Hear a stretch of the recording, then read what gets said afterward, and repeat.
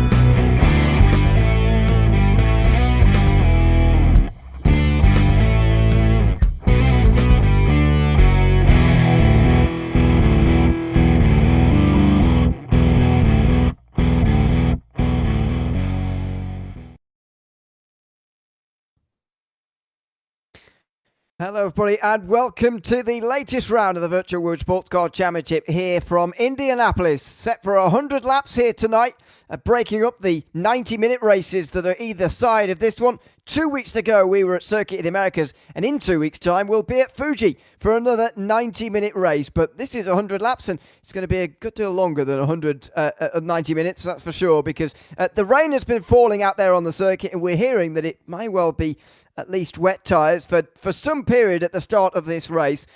We'll get the thoughts of Ross Smith before this broadcast, of course, here tonight, as well as alongside myself, Ewan O'Leary, is Tom Kearns, be with me in commentary again. We should start with 2 weeks ago, Tom, really, and that previous round of the championship. What a finale we had at Circuit of the Americas for that previous round. The best finale we've had this season, and if we do better than that tonight, we'll be going very well indeed. Yeah, and for once, it was the Aston Martin Valkyrie that came out on top, considering how dominant the Cadillac, the Cadillacs have been over the course of the year with Dan Kirby and Cameron Barker. But Robin Molin, he pulled an absolute blinder out of the bag with nailing the strategy. I think he pitted twice compared to Dan Kirby, who did 3 stops. And Molin, remarkably, was able to hold on to the end. So hats off to him for ending the Cadillac's run of victories. And John Mayer continuing to extend his lead in the championship in the Hypercar AMS as well. David Young getting a win on the board in LMGT3. And, of course, Alexander McCreary coming out on top in the LMGT3 AM. So, but yeah, this is the calendar, Ewan, and it's safe to say we haven't got long left to go this year. No, not long at all. Weeks apart in the final few rounds, but this is the real sort of crunch point in the season, really, with 3 races in 4 weeks. Indianapolis this week, 2 weeks' time, we'll be at Fuji. 100 laps of road. Atlanta might actually be shorter than this race if it doesn't rain there, and it does rain here, which would be bizarre. And then the 2 hours at Bahrain to end out the season as well. But let's just reference this circuit and talk a little bit about this circuit with Ross Smith, who joins us now as well. Orange zone stretching all the way round to turns 5 and 6 as well. But Ross, this is an unusual circuit for multi-class racing. Don't see it too often in the real world, but we've got it in the World Sports Car Championship here tonight for this latest round, and as I say, an unusual one maybe to be going to. Yeah, it's one of the American rovals that we have here. There are a few of them, and Indianapolis is probably one of the most famous, the most used, certainly, since it hosts a lot of these sports car events. And you see it over in IMSA. They'll be running the 6 hours in real life coming up here just before too long. And our sister series, the North American Racing series, will be running this Thursday, I believe, next week for the Porsche Cup, and then they'll be doing the full sports car event right after that. So it is a little interesting. It's pretty flat, as is Indianapolis, Indiana. So it doesn't have quite as much character, but there is just enough there to keep things a little bit interesting. Like that chicane that you see coming out of the end of that orange zone. It's going to catch a lot of drivers out. It's going to make or break, I think, especially as tires start to heat up. But overall, it's may not be the most interesting course to drive. With these cars per se, but I think there will be enough action going on car to car that it'll keep them busy. Yeah, I can certainly agree with that, because it's not quite like Prattleston, Georgia, is it? These are the keys to the race, and some of the things you've just mentioned. Traffic, so important through this circuit. It's one of those circuits where it's sort of the real traffic moments clumped together from turn 1 to 6, 7 to 10, and then 12 to 14, all sort of clumped corners. In between times, you've got straights to make your passes, but you've got to be strong on the brakes and get through the traffic efficiently.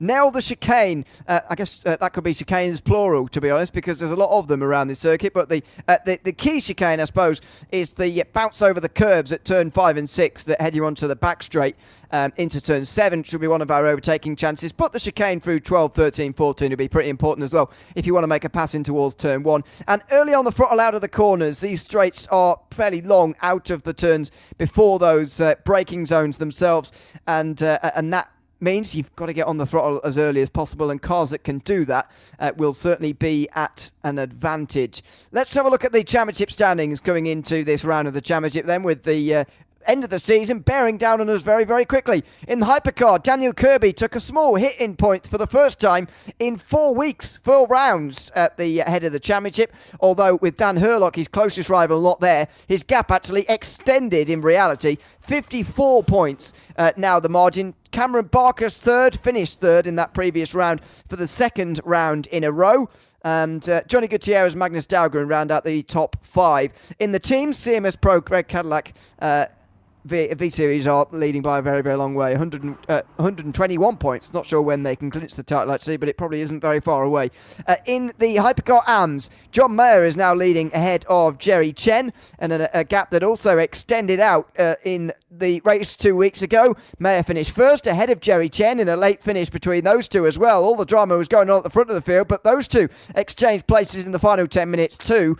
Vinicius Gonçalves is third and still there or thereabouts in the championship as well, before you get to Eric Monet and George Angelidis, who are a little bit further back and are probably fighting for 4th and 5th between themselves. In GT3, JT Tami got closed in on by David Yunt last time round after that win for the driver of the Mercedes. He is now 24 points behind. A big gap, though, back to James Walker, who's 94 behind second. Alan Holden and Matthew Overton then round out the top 5 in the GT3s. Dark Thunder Racing, Mastermart Advantage, now leading by a very long way in the team's championship as well. And in GT3 Alexander McQuarrie is leading the way by 33 points over Adam Gray. Peter Myers then third and Stephen Miller fourth. All very, very close together with one another there. We'll just bring the Hypercar standings back up again and just show you the gap that Daniel Kirby has got at the moment. It was remarkable, Ross, to see his run come to an end 2 weeks ago of great race victories. He'd won 6 in the last 7 coming up to that point, 4 in a row. That came to an end, but it's hardly a dent into his championship lead. And that missed race for Daniel Hurlock may well come back to haunt him, really. 54 points is a big gap in just 4 rounds. Yeah, you're absolutely right. And it was a surprise upset. I don't think anybody could see that coming during the race. I mean, Robin was just kind of laying in the background. Kind of, I wouldn't say midfield per se, but they've been coming to grips with the Aston Martin, both he and his teammate Valter. They've been working with it. They've been finding some good promising strategies just with the setup and whatnot, and been able to make it work. And I think they discovered, like, hey, we can actually stretch this out on fuel and really push this naturally aspirated V12 to its absolute limit. And so they did find a little bit of a chink in the armor there and exploited it, and it came right down to the wire. And Robin definitely put on a clinic, just putting up massive defensive walls on Kirby, a little bit borderline coming right to the end. But, in my eyes, it was all great racing, and it's up to the stewards to figure out if there was anything to come of it. Yeah, I agree, actually. It was, all down to the last few moments, and strange things happen in the final few moments of races, so these things are bound to happen. What do you make of the manufacturers this round, Indianapolis? We always see the manufacturers to watch, but you're just going to have to tell us this week which ones you're expecting to be up the front in the hypercar, and whether we can start to look past the Cadillac at any stage, which has been difficult to do this season. Yeah, 100% right. I mean, the Cadillac is just a very strong car. I mean, it's tended to show its prowess on some of the longer straights, although a little bit that has been curved back in just as we've had BOP over the course of the season. So it's still strong there, but it's not miles ahead of anyone else by any means. And Porsche is still a very good, strong car, especially on twisty portions. So I'd imagine the second and third sectors here are going to be pretty decent for it. So keep an eye on any of those, particularly down in the AM Championship with the Acuri Mistral team there with Jerry Chen and crew there. But I would say that for today, with the rain being such as it is, that probably any one of our all-wheel drive cars on the hypercar side are going to have a little bit more advantage, at least early on. The rain's supposed to clear out by about midway, so we'll see if that holds true and it comes back to some of these other cars that are just rear-wheel only. As we look at the GT3s, of course, it's kind of a mixed bag. I think the Vantage will probably have the advantage just because it tends to be more stable, and you're going to be looking for that through the wet for sure. Certainly quite a few in the field, but I wouldn't count out, say, the likes of the Lexus and the 296, which tend to be a little bit more understeery early on in the run. So that might be to their advantage. They'll be able to get to put the power down and get a little bit more traction as they come out of the corner. So be a mixed bag there throughout the course of the race, and it should be fun to watch. Yeah, absolutely. You just referenced the rain there. It has certainly abated since the qualifying session. 15% rainfall now, apparently. Track wetness anywhere between 60 and 100%. I'm not sure if you can give us any insight or whether this would be a bit too inside what people need to know, but what kind of stage are we looking for in terms of track wetness when you're a driver? What is actually the limit here on R-Factor 2? Does it vary track to track and car to car, or is there a hard and fast rule as far as the percentage wetness on the line and off the line goes before you can start to reach for the slick tires? You have it right. It does vary quite a bit, but in general, what to look for might be some of the rooster tails coming up. If you start to see that spray, you're typically going to want to stick with wets, just depending on if the track is in a drying trend. You might try and make some slicks work to try and pick up that dry lines that comes in, because on some tracks we do see it happen much faster than others.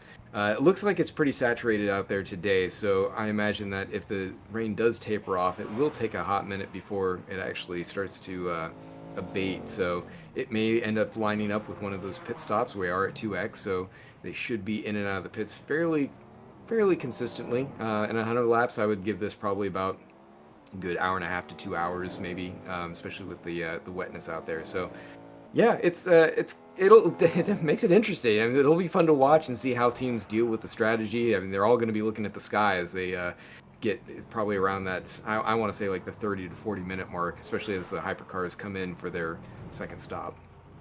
They told me that it was about the only place in America where it's raining today, which is a bit unlucky for us. I don't know.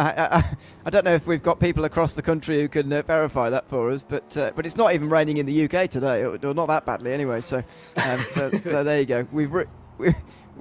Apparently it's been off and off. Apparently it's been raining in the south, but here in the Midlands it's fine. It's been raining up in the north as well, Ewan. Oh, right. We're just lucky then. I guess, yeah. I guess we're just special in the Midlands. Sorry, go ahead, Ross. I don't know if you're going to say anything else about the weather. Well, interesting note here. George Angelides, who's the director here for the series and running out there today, he actually lives real close to the track. He works there for HRC, the Acura team that runs the hypercars. So, in fact, the one that he's running right now, he does the strategy for and does the strategy team calls. So, he's been peeking out the window and seeing what's going on. I heard him making some disparaging marks earlier on, and normally he loves the rain. It's kind of a rare ordeal for him. In fact, we say that he's sort of the anti rain wizard. You know, he comes in and any wetness that's on the track, it clears up immediately, dries out like he's got a jet blower or something behind him. But yeah, today he got his wish come true, so he gets to get his fins out and play in the white. Yeah, absolutely. It's going to be a fantastic race. Tom Cairns, of course, still with us here on this afternoon, the 100 laps of Indianapolis. It's going to be a longer one than what we saw a couple of weeks ago, Tom. But you know, as I said to Ross, Indianapolis a stranger circuit to go multi-class racing. I always find though that traffic, you know, can be dealt with a bit nicer when you've got the corners all clumped together. This track is not without straights. Of course, actually, it's an oval, really, with, of course, the Roval section added for this layout here. As I say, going to be a search into the unknown, I think, for a lot of guys here tonight, and the weather's just playing more of a role into that even again as well. Yep, and then it's very much in limbo for these drivers. They don't know what the race is going to be like. And we don't know how field strategy is going to play out, because it's different in wet conditions to what it is in dry. Obviously, you're not consuming as much fuel. But that's another factor to throw in there. And this is going to make fuel and tyre strategy even more paramount in how this race gets decided, like what we saw in Austin a couple of weeks back. Yeah, it's a very, very different day indeed. The track temperature at the moment, by the way, just 21 degrees Celsius. Very different to what we had in Austin, Texas a couple of weeks ago, where overheating was more of the concern for these drivers. Maybe it will be a little bit later on as well, as this track dries out. You might see a few of these wet tyre runners reaching for the cooled water off to the side of the racing line as well. But it's the key point in the season, really, Ross. 4 rounds to go over the course of the next 2 months, effectively. 2 months and 2 days. We've got our finale at the 2 Hours of Bahrain. None of our championships, you know, absolutely steeringly close. But, you know, I think the one that's probably most interesting is GT3. JT Timey had to miss the race at Austin. And so David Yunt took the victory and gained a lot of points. Now 24 points behind. And maybe that's going to be the one to watch here for the remainder of the season. 5 GT3s here today. And you'd expect Yunt really needs to start beating Timey in most of these final races. Yeah, it definitely makes it interesting. JT's going to be there today, and he's going to give it his all. I know he's a very accomplished driver, as is David. I mean, they make a great matchup when it comes to a lot of the strategy, and with that Aston Martin getting a little extra weight a few rounds back, it definitely has been playing into it. So as long as David can keep it on the surface, he can continue to close that gap down. But you're right, only a few races after this one, so there's really not a whole lot of points to play for. So you've really got to stay on top of it. And at this point, I mean, 24 points is a lot to clear. I mean, he can do it, even if he was just finishing one ahead of him each time. You know, he'd come close, but I think he's going to have to really get up there and beat JT, and either hope he doesn't show up another race or has misfortune, because otherwise I think JT is going to have a pretty strong position to defend. And look out below him, because James Walker and Alan Holden, they're really close too, so that battle for the podium is not over by any means. Yeah, James Walker's overtaken Holden in recent weeks, because Holden hasn't finished on the podium since Qatar, which was in the middle of May. That was a very long time ago now, despite the fact he's not missed a round. So, yeah, that's very much gone the wrong way, and James Walker now holds that third place. 3 top 5s in a row for him in the last few weeks. Good evening to everybody watching, by the way, at home. Carl, Mr. Reese, and Formula Troy with a bit of a pattern here for you, Ross. You can see whether you've noticed this as well. Apparently, always seems to rain on lapped races versus the timed races, therefore pushing the lap races on a bit further. Is that a trend you've noticed, or is that anecdotal evidence? I would say that's probably about right. I think maybe around 50% or more, 50 to 60% at least has run into rain, because I remember that, especially if you factor in some of the historic races too, where we've had some of that. But it always makes it interesting, especially for the GT traffic, because they they can't look at the total race distance the same way as the hypercars, because you might only see yourself maybe a lap or two down from the leader as a hypercar, and with the GTs, they're obviously going to get lapped quite a bit more. So their fuel strategy has to come down to when they think the race is going to be over. When you add the rain, that just throws chaos into the mix. So you just kind of run at a strategy that looks like it's going to work on the fly and hope that yours is a better pick than the guy behind you. Well, absolutely. The driver's just pulling onto the grid right now. It looks very mixed up to me, the way they're gridding up at the moment. But anyway, we will go through the grid anyway. As the lights come on now, there is a hole in the grid actually where Matthew Overton should be. But the drivers will now pull away. You can see 101 laps up top because they're just doing their own formation laps. So Timon Suvic is going to lead them around in his Toyota ahead of Daniel Kirby, Wouter de Bruin and John Uyen on row 2. For this race. Then Johnny Gutierrez ahead of Vinicius Gonçalves, who's taken the pole in the Hypercar AM field. Magnus Dahlgren and Brian Hall will then share row 4. Down rest of the top 10 is David Yunt and Jules Lalonde. Yunt, the GT3 fastest driver. Ryan Pulbert Reyes is 11th ahead of Matthew Bruce. Ryan Pulbert Reyes had some PC problems, I think, a moment ago, but he's back in the server now, it looks like. JT Timey is next ahead of Michael Locke. John Mayer and Alan Holden next. These are all GT/Hypercar rows, which are very unusual. George Angelidis next ahead of Adam Gray, Peter Meyer, Sean Kelly rounds out the top 20, and the rest of the field will be completed by Jerry Chen, Alexander McQuarrie, Gillian Benck, Mike Bruce, Peter Meyer and Matthew Overton. Just quickly, Ross, before we let you go and just before we get underway for this race, final thoughts from you and any clues maybe to give us as to why this grid has been so mixed up. I think that there are quite a number of people who are showing up later on, and it just kind of threw off their qualifying, so they weren't able to qualify up in their pack, and that's kind of put them all up and down. One thing to kind of take note of, though, is that when you are in the rain, those GTs are going to have quite a bit. It looks like they a little bit of a pause there. The GTs are going to have ABS, which is going to help them tremendously in the wet. So going through some of these segments, if they're on top of any of the hypercars, especially after pit cycling, you're going to see that they're going to be a bit more of a nuisance than they would be otherwise, just because they're going to have very similar pace through some of those slower sections. So going to make all the difference once it comes to the end of this. Let's see how we get on. Thanks very much, Ross Smith, with us to give us some pre-race thoughts here in the Virtual World Sports Car Championships latest round, the 100 laps from Indianapolis. Myself, Ian O'Leary and Tom Cairns will bring you the action here from Indiana as the drivers now pull towards the start-finish line. And look at that, Daniel Kirby, a lot more attentive than anybody else in this field as far as getting things underway go. There's already a bit of passing on the front straight going on. John Uyen seems to have been making some passes on the left-hand side, but we now wave the green flag and we're underway in the spray and in the rain in Indianapolis. Suvic leading the field down in towards turn number 1 in the Toyota, ahead of Daniel Kirby in the Cadillac, then Wouter de Bruin, another one of the Toyotas, followed by Peugeot of Johnny Gutierrez and John Uyen, who rounds out the top 5. A good start from the leaders at least here, Tom. Nice and clean as you'd hope for as Suvic leads the field around. Yeah, getting used to the conditions under heavy fuel loads compared to what they were used to in practice and quali. We're looking at the GTs at the back. That has to be David Yunt, who is at the head of the field there, and it's Reyes in second place. It's Tammy, the leader of the series, in third position. We'll keep an eye on how that battle shapes out as we are looking at Holden in fourth position in that respective category. Alan Holden in the number 25 Ferrari 296, aiming for a solid result, of course. And we'll look to Timon Suvic again. Yeah, there's Suvic coming towards the end of lap number 1. Of course, we'll all our comments about the laps probably going to be one out because, as you can see, we had a formation lap at the beginning, which makes it 101 laps. But there you go. It doesn't really matter.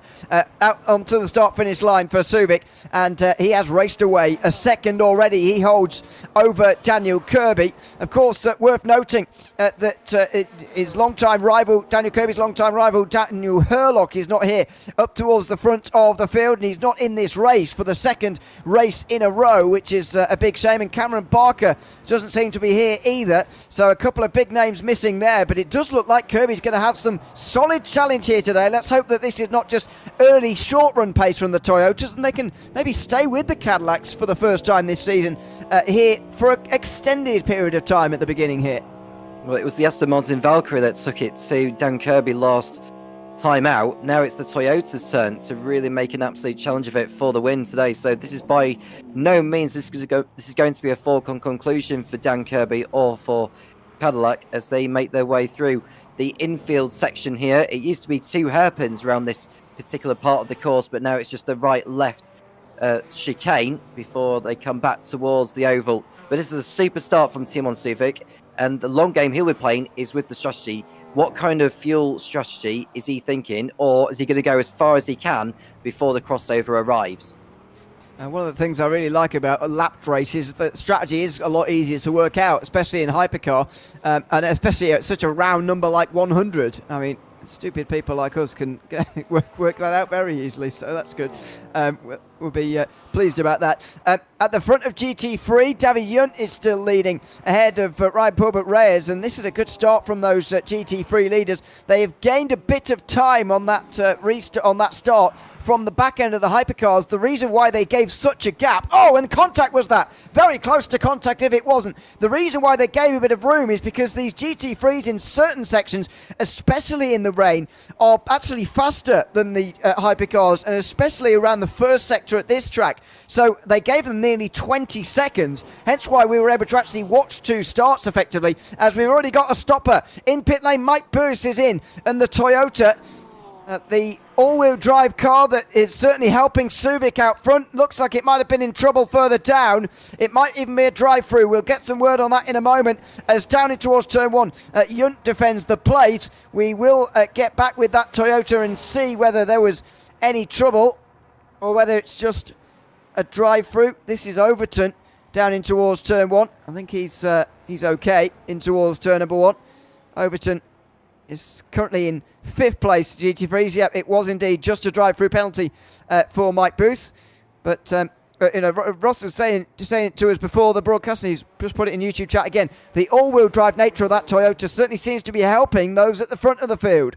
Well, that's good for him, for Timon Suvic, as he continues to stretch the margin to over a second as they come out of turn number 12. This is before they come back onto the oval part of the racetrack. And behind Kirby, we've got Gutierrez. He's having a strong start to this one. So we've got 3 different cars in the top 3, or 4 different cars in the top 4 positions, actually. You've got the Toyota ahead of the Cadillac, ahead of the Peugeot, ahead of the Aston Martin Valkyrie. I don't believe we've got any new penalties, by the way. So, it must have been something earlier on today that's happened, unless I'm missing something there for Mike Booth. But anyway, down towards turn 1. I think we might be on a replay at the moment on the screen. Seems a bit behind what I'm seeing on timing, but there we go. Anyway, apparently we're not. James says we're not. I don't know. My eyes might be deceiving me. There we are. Jumping forward into turn number 1, David Yunt still leading ahead of Reyes and then JT Tammy. Mentioned at the top of the day, Yunt has got to beat Tammy and gain points. And at the moment he is, but we're very early into what's going to be a very long race. I reckon the expected time, I'll work it out in a moment, but probably closer to 2 hours really. This is going to be a longer race than what we see in the normal 90 minutes, that's for sure. And so we go on board with Reyes here. The Porsche historically has been very good in the wet weather, although they've moved that engine a bit further forward. It used to actually be unfair how good this Porsche used to be back in its 2015 version, back in a previous model. But it's clearly still got some decent speed, as Reyes is showing here. Some good promise in second. Absolutely so. And working out the times, the Hypercar Pros are doing 1 minute 25s. The LMGT3s are doing 1 minute 32s. So you can clearly see that there is still a pace advantage in the wet conditions for the Hypercars compared to the GTs. But it's good to see that Reyes is keeping David honest here and not allowing him to scamper off into the distance. And I think it's going to end up being more than 2 hours, judging by the lap times. As I've already mentioned, that the leaders are doing 1 minute 25s. Now, obviously, it would have been a 100-lap race. Half of that would be 50. And then you're probably just looking at under 2.5 hours, Ewan. So I think we're going to be in for quite a long race here today. As you can see, there are all the class leaders. Timon Suvic for Hypercar Pro. In Hypercar AM, it is Vinicius Goncalves, LMGT3 David Yunt, and LMGT3 AM Adam Gray. Just 3 LMGT3 AMs in the field. Adam Gray, Peter Meyer, and Alexander McCreary, the leader. Yeah, the GT3s are few and far between in this race, but glad to say that they are pretty close together, especially this battle for the lead in GT3 AM. Gray leading Meyer at the front of this category at the moment. As we spoke about at the start of the day, Alexander McQuarrie is currently the championship leader, and he's third in this race at the moment. Gray and Meyer, the two closest to him in the championship, and they're both ahead of him right now as well. So that's exactly what's required for those guys. Yellow flag in the final sector briefly there. We'll see whether there are any unusual sector times coming through. Gilles Lalonde, we're hearing, might have been in trouble on that final run through the final corners. Lalonde is down to 16th place overall in the overall standings, and that's down to last in the hypercars as well. So we'll have a look at a few replays here of things that have been going on. This is into the so Benk goes wide. Guillaume Benk is in the Cadillac, who goes wide just in front, and Lalonde goes for a spin in the background as well. It shows that, you know, while this is drying out, and on-line wetness is down to just 15% as the rain has ended and the rain has stopped. However, it is still pretty wet, especially off the circuit. It's very wet, and just a corner later, Guillaume Benk went too late on the brakes himself as well. So still difficult conditions. It's 90 degrees air temperature, 29 degrees track temperature for these drivers. So I'd still expect it to be some time before we start to see the crossover, and that is, who's that? That's the 66, Mike Lock there. Yeah, it's just going for a spin at turn 1, and that's Micah continuing on his way there. He's currently running, whereas the 11th overall is Michael Lock. He's just sandwiched in between John Mayer and George Angelidis.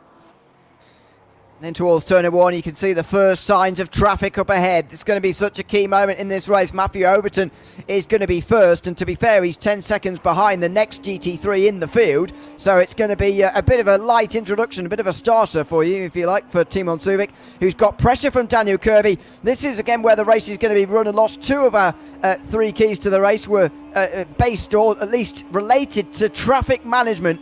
And that's pretty massive. Even though there are only 8 GT3s in this race, it shows just what a big factor in this race this traffic management is actually going to be. And here it is for the first time this afternoon. He went a little bit too deep, did Subic, into the left hand before the quick chicane there. It looked like he got caught out by the turbulent air of that GT3 in front. And this is the closest that Kirby's been. And yeah, this is by far been Suvic's least comfortable lap. And now he's got that GT3. I think that might be Matt Overton who's in the way. He's got in the way, and Kirby's gone through. Wow. This is how traffic can affect these races. Kirby goes to the and off. Overton goes off and straight into the dirt, and that's not what Subic wanted at all. Needed to protect the inside line, arguably a little bit more there, but the traction out of here is going to be strong for that Toyota. In the background, you can see Gutierrez in the Peugeot, another all-wheel drive car, by the way, getting good traction. And there's the early throttle out of the final corner that we were talking about before the race as well, into the slipstream. Now, does Subic try and respond immediately? No, not quite. I wonder whether he would try. Oh, he may have made a mistake there, Kirby. Squirms under braking, but he just pulls it up in time. I wonder whether Subic wanted to hit back immediately there, because we saw earlier how threatening Kirby was, and I wonder whether Subic might be worried that he might just run away in that Cadillac if he was allowed to get into the lead. I wonder if he's gone through the tread on those wet tyres already at this stage. You could just see the car sliding over the curbs for Subic, and then Kirby has managed to keep his tyres within the window, really. So there may be an early pit stop for for Subic before his plan one, if his wet tyres are beginning to fall away. It seems like he's gathered it all up a little bit now and calmed down a little bit. But yeah, he'll be absolutely furious of that GT3 getting in the way, and Kirby just picks up the pieces. Well, that is the opportunistic driving that can get you a championship lead, and it certainly has for Kirby in this opening part of the race. And there again is the GT3 traffic right up in front as well. Oh, wide for Subic into the final proper corner. Although 14 in the rain is a proper corner as well. Turn 13. Now out onto the front straight as well. Kirby just wheels away to break the slipstream a little bit on the front straight here.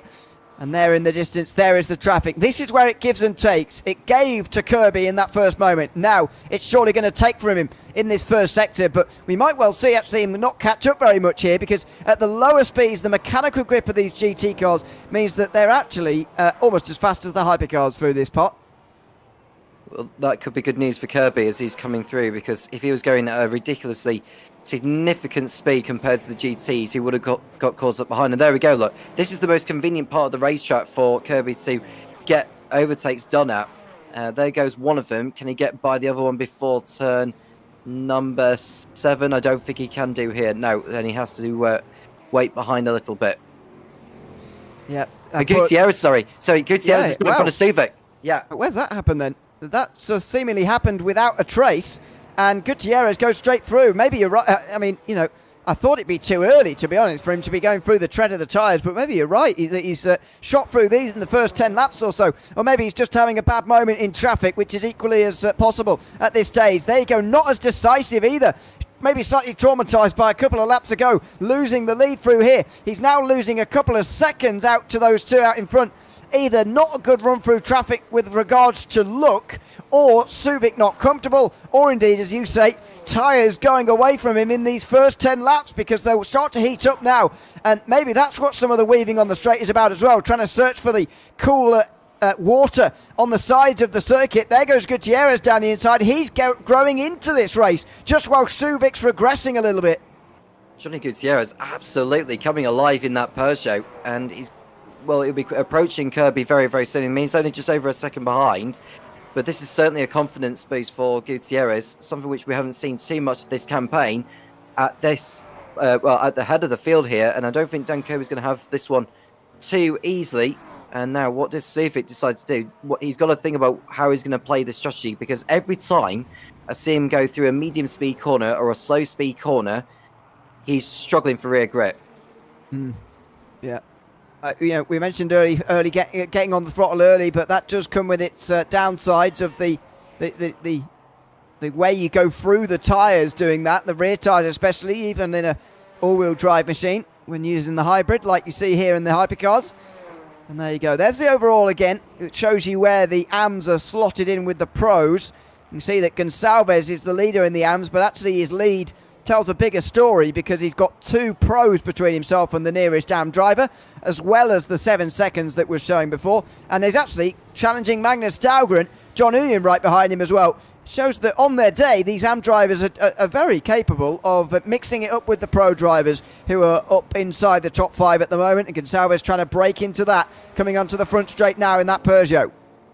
Well, this is a chance for him to have a go on Dahlgren. He hasn't got anything to lose, really, does Gonçalves, as he looks to find a way through down towards turn number 1. He won't do it from there. He's too far back. But look at Gutierrez. He's gradually getting the gap down. It was like 1.2. Now it was just to the fringes of 9/10. And, you know, what is his fuel strategy going to be? Because we don't know when he's going to be pitting in first.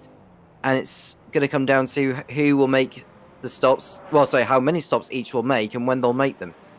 Oh, big slide. Very big slide from Dahlgren there, and that's over that key chicane we were talking about as well. See that he just saved it without even losing any time, though. Great bit of car control as they come down now into this big braking zone, the big left-hander, and a look down the inside into turn 7 from the Peugeot as well, but no way through here. First 11 laps, first 10 laps have gone by in this race very, very quickly indeed.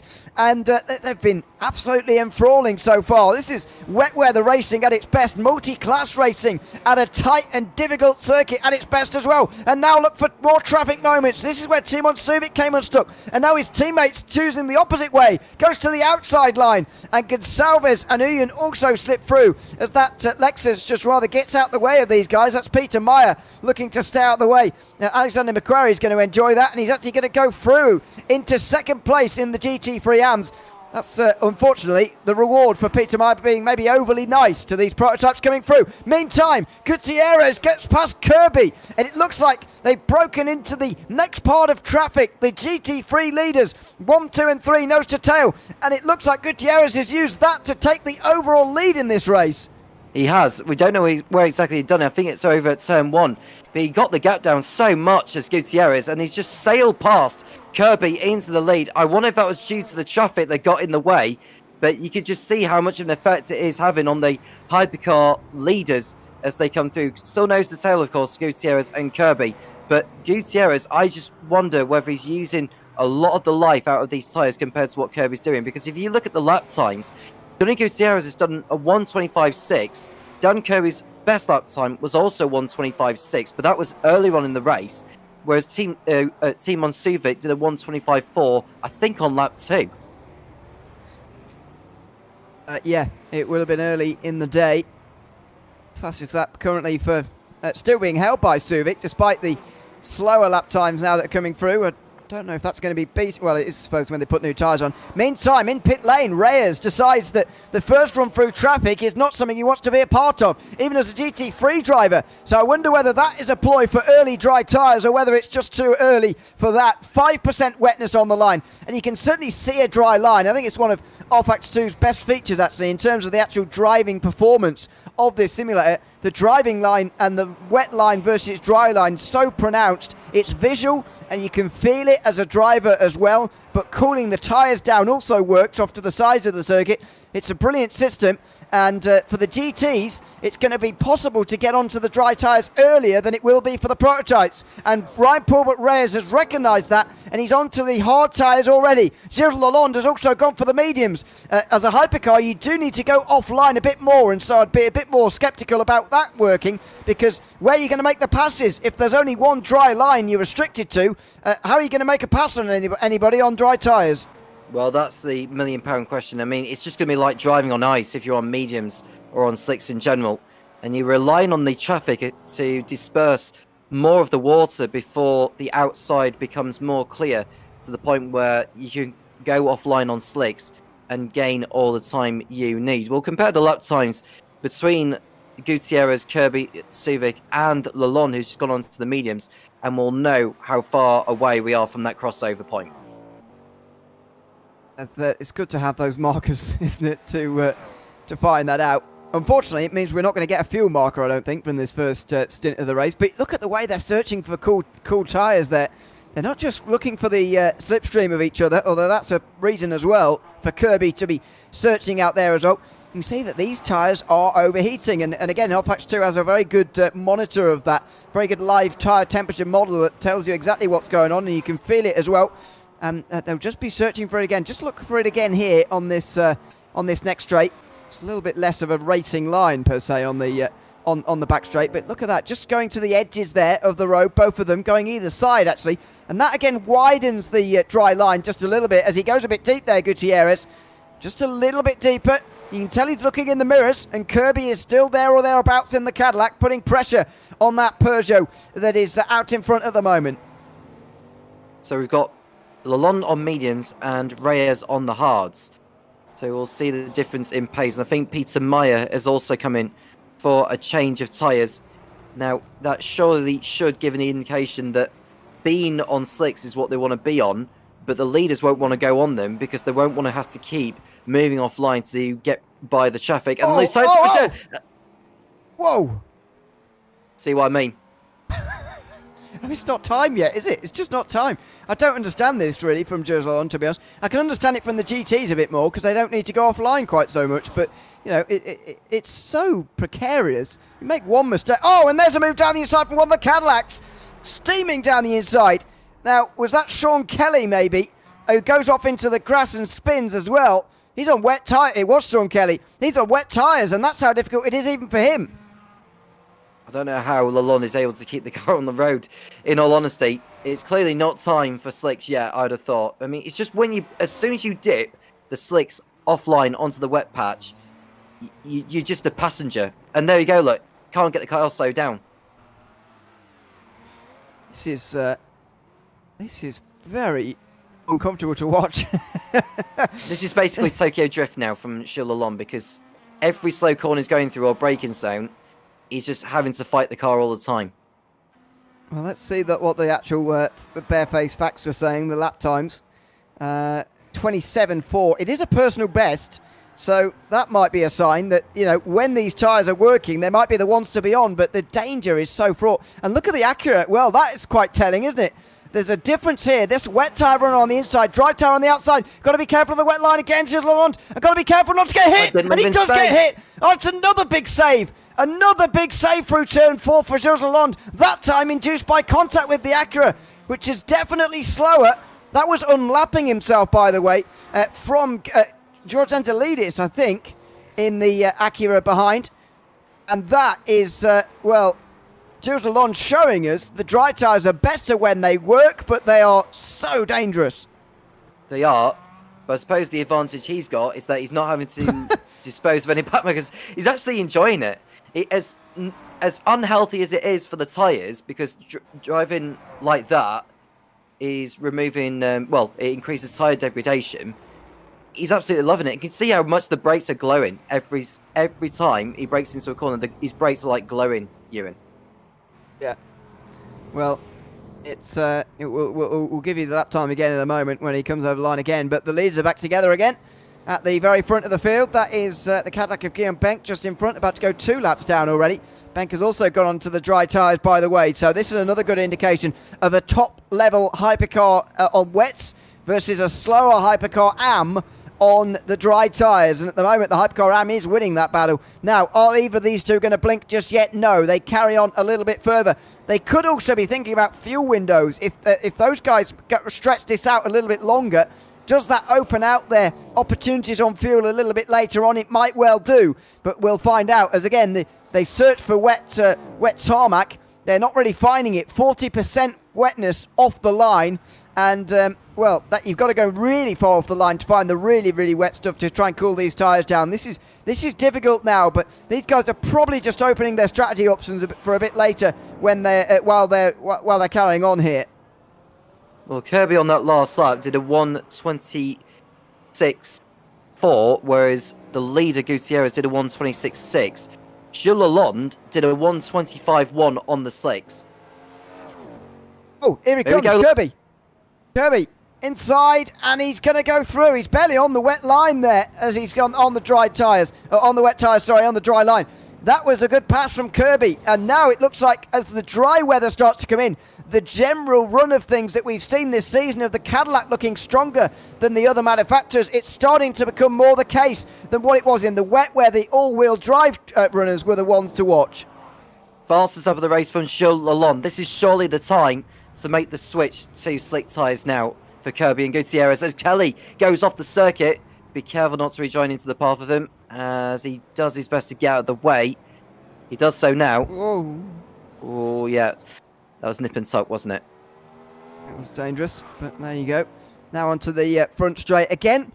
And 18 laps gone for Kirby and Gutierrez, who are starting to see this battle resolved. Gilles Lalonde last time round, by the way, did a fastest lap of the race, 24.7. It's definitely time to put on the drive. But as I mentioned, the fuel windows might not be so simple. These guys might be needing a few more laps to make themselves feel a little bit more comfortable. And was that a move down the inside maybe from the Cadillac on Gutierrez? It may have been. He's certainly under pressure here, and that's not a place you want to be as a lead lap driver. No, definitely not. And Gutierrez has got his mirrors full of Kelly, who's trying to unlap himself from him. And looking at how far the leaders are from the third place man, Timon Suvic, it's just over 5 seconds between Kirby and Suvic. It's not like Suvic's miles behind, but I'm looking to see who is making the opportunity to pit in. Well, the highest driver in the field that has pitted is Gilles Lalonde, who's now in 19th position. What lap time are we seeing from him? Well, the latest lap is a 1:24.8, which is a 10th slower than his fastest lap on the previous one. He's definitely putting together a consistent run of laps here, is Gilles Lalonde. Yeah. He's starting to get the hang of this now, and the widening dry line is just helping him out a little bit as well here. Onto the front straight again. Nearly 20% of this race complete already, can you believe it? We are rocketing through these laps early on at Indianapolis. 24.9, the first 24 of the day from Daniel Kirby. Only 0.2 of a second slower than Lalonde, but you've got to remember that in qualifying, Kirby was a lot quicker than Lalonde, and throughout this season as well, that has been the case. So you've got to factor that into the time difference between these two. Dry tyres are the ones to have, but when is the moment to come in as far as fuel is concerned? I think that is the main factor at this stage. not far away from pit stops involving the hypercars. They can only go so far. As the yellow flag in sector 3, we'll maybe get onto that in a little bit, but it's gone away very quickly. And if I think it's just someone running wide at the final chicane and continuing. But there are the leaders in first and second. Keep an eye on the lap times involving Gilles. Someone's gone off at sector 1. But I'd like to think they've continued from there. I'm sure they have done. Well, actually, 1:23.2 for Gilles Lalonde. Well, this is getting quicker and quicker for Gilles Lalonde. Now side by side behind as well. Gutierrez is defending from a driver 2 laps down. And this is Guillaume Benck trying to get on with his day because he's on better tyres. Round the outside, he's going to go and no, still can't get through. This is very, very tricky now for these two. I mean, how do you navigate this? If you're Gutierrez, you're thinking, do not go past me, please. I want to keep the lap drivers behind me. But if you Benck, you're thinking, well, I'm on the better tyres, so surely I should be going ahead because I can race away from you at the moment. Outside line again, Gutierrez defending. He'd gone too deep. He's let the pressure get to him here. And Guillaume Benck sails through because he's on the ideal tyres for these weather conditions. Yep, and he needs to stop fighting with Gutierrez because it's a battle that he's not going to win. So he's just going to have to really settle on what he's got until he comes around to his pit stop. And we've got our first retirement of the race. Ryan Polbert Reyes, after running third at the early stages, has stopped on... Oh, technical. Yeah, that'll be a technical. Game crashed again. So that was his problem. Sorry, it's not PC crash. It was a game crash at 20-7. That was just over an hour ago. That would have been, what, just in qualifying, I suppose? Just at the end of qualifying? Right after qualifying, actually, because he actually got a time in, but he had a game crash, and unfortunately, game crashes again, and he's out of the race. Here comes Kirby, attacked by Guillaume Benck into the final corners as well. You know, normally a lap driver shouldn't be doing this, but in this situation, I think, you know, it's advisable because, if anything, he's more in the way, staying behind him because he's on those drier tyres, and he was almost more of a distraction for Gutierrez and Kirby. Well, it doesn't matter now anyway because they both come into pit lane. They've got 80 laps remaining, 20% of the way through this race. They clearly feel that now is the time to put on those dry tyres for the first time this afternoon. And Benck was able to produce the best lap of the race out of anyone in the field, a 1:23 flat. And that's definitely the indication. But Simon Suvik has decided to gamble and stay out for a few more laps to try and stretch the fuel window for him. That could result in one less pit stop. That's Benck trying to get past the Aston Martin GT3, and that has cost him time. It will not be happy with that. That's Overton, who is actually being passed for position. That's what a disrupted day Guillaume Benck has had so far. Overton, though, still on the wet tyres and hasn't stopped yet. That's why he's ahead of Guillaume Benck. The highest up driver to stop now is Gilles Lalonde, who's ahead of George Angelidis with a big undercut. But that will soon be Kirby and Gutierrez. Kirby's put the dry tyres on. I don't see Gutierrez on dries yet. Whether that is a timing thing or whether it's just not changed yet, because he is still stopped, I suppose. So we'll see when that changes in a moment. But we've still got plenty of drivers carrying on here on the wet tyres, even though that it's stopped raining very early here. By the end of the race, these guys will have not quite, but almost forgotten that it was ever raining at all. Well, I'll ask this question: are we expecting any rain later on in the race, or will that be that, and it will be dry conditions? I think, based on what Ross was saying earlier on, that is probably going to be that. But I suppose you never know with these things. Gonçalves comes into the pit lane, and indeed it has changed over for Gutierrez. He is now on the dry tyres, and they're racing nose to tail one another. But yeah, as I say, I think that is going to be the last of the rain we see. So it's going to be a rip-roaring pace to the end of this race. And certainly between these two, it looks like, who seem to be the fastest two in this field. This is Gutierrez and Kirby, 9th and 10th overall. Subject to those ahead who are pitted. The leader of this race is Wouter de Bruyne in his Aston Martin Valkyrie. His best lap time of the race has been a 1:25.5. He hasn't come into the pits yet, obviously, but he's done well actually, because his last lap was a 1:26.1 on warm wets. Oh, big slide and a spin for Gutierrez. Oh, my word, from second place it will be. The Peugeot goes for a spin. One of the big challenges to Daniel Kirby on pace here tonight. We haven't seen that too often throughout this Virtual World Sports Car Championship season. Gutierrez was providing that in the first 20 laps of this race, but he spins coming through the right-hander of turn 10, and that could be a key deciding moment in this race as Daniel Kirby is gifted a big lead from his rival. Gutierrez spinning through that middle sector, and that is going to be a massive moment in this race. Gutierrez just pushed too hard at turn 9, and he had to, correct the slide, and he ended up on the grass as a consequence. And yeah, it's an awful mistake as we see more pit stops happening. Is that Dahlgren coming out of the... No, it's not Dahlgren. That'll be one of the Toyotas coming out of this. Suvik, isn't it? He's been in there for a long time, as Suvik. That was a long pit stop he's made there. But looking at where he's come out on some hard tyres, hasn't he? That's the red side mark. Very deep on the brakes there. Yes, I believe so. Yep, he is indeed on hard tyres. Boucher de Bruyn is putting on mediums. Gonçalves has gone for a hard medium combo, which is not what I would have chosen. Oh dear, very late on the brakes of Suvik as well. Oh dear. Well, cold dry tyres on a slightly damp circuit, and you've got to just bring your braking zones back again. You can't go straight into dry braking zones, dry pace. You've got to bring those braking zones in a bit, and that's Suvik nearly off the road twice on this lap now. Yep, that's the thing. It's academic, really, the fact he's on cold tyres and he's trying to attack it like he's done 5 or 6 laps on them. And you can see, I know he's desperate to try and make up the gap, but this is not the way to do it for Suvik. He's rushing it because he feels like he has to make up all the ground on the likes of Kirby. He's just posted the best lap time of the race so far. It's now 1 minute 20.3. The fast lap of the race was briefly held by Brian Hull, who's continuing to make his way through the field, actually. He's running in 9th position overall in the Hypercar Pro there, and he's having a strong race in this one. And we've got De Bruyne and Dahlgren in the pits, which means that Jerry Chen, the leader in Hypercar AM, is leading this race overall, even though he hasn't pitted. And he's still, therefore, on the treaded tyres nearly a quarter of the way in, which is not what, the ideal call is at this stage. John Mayer has just come in Hypercar AM, so Vinicius Gonçalves is going to be the leader there by some way at the end of all this. Gonçalves is currently 3rd place in the championship.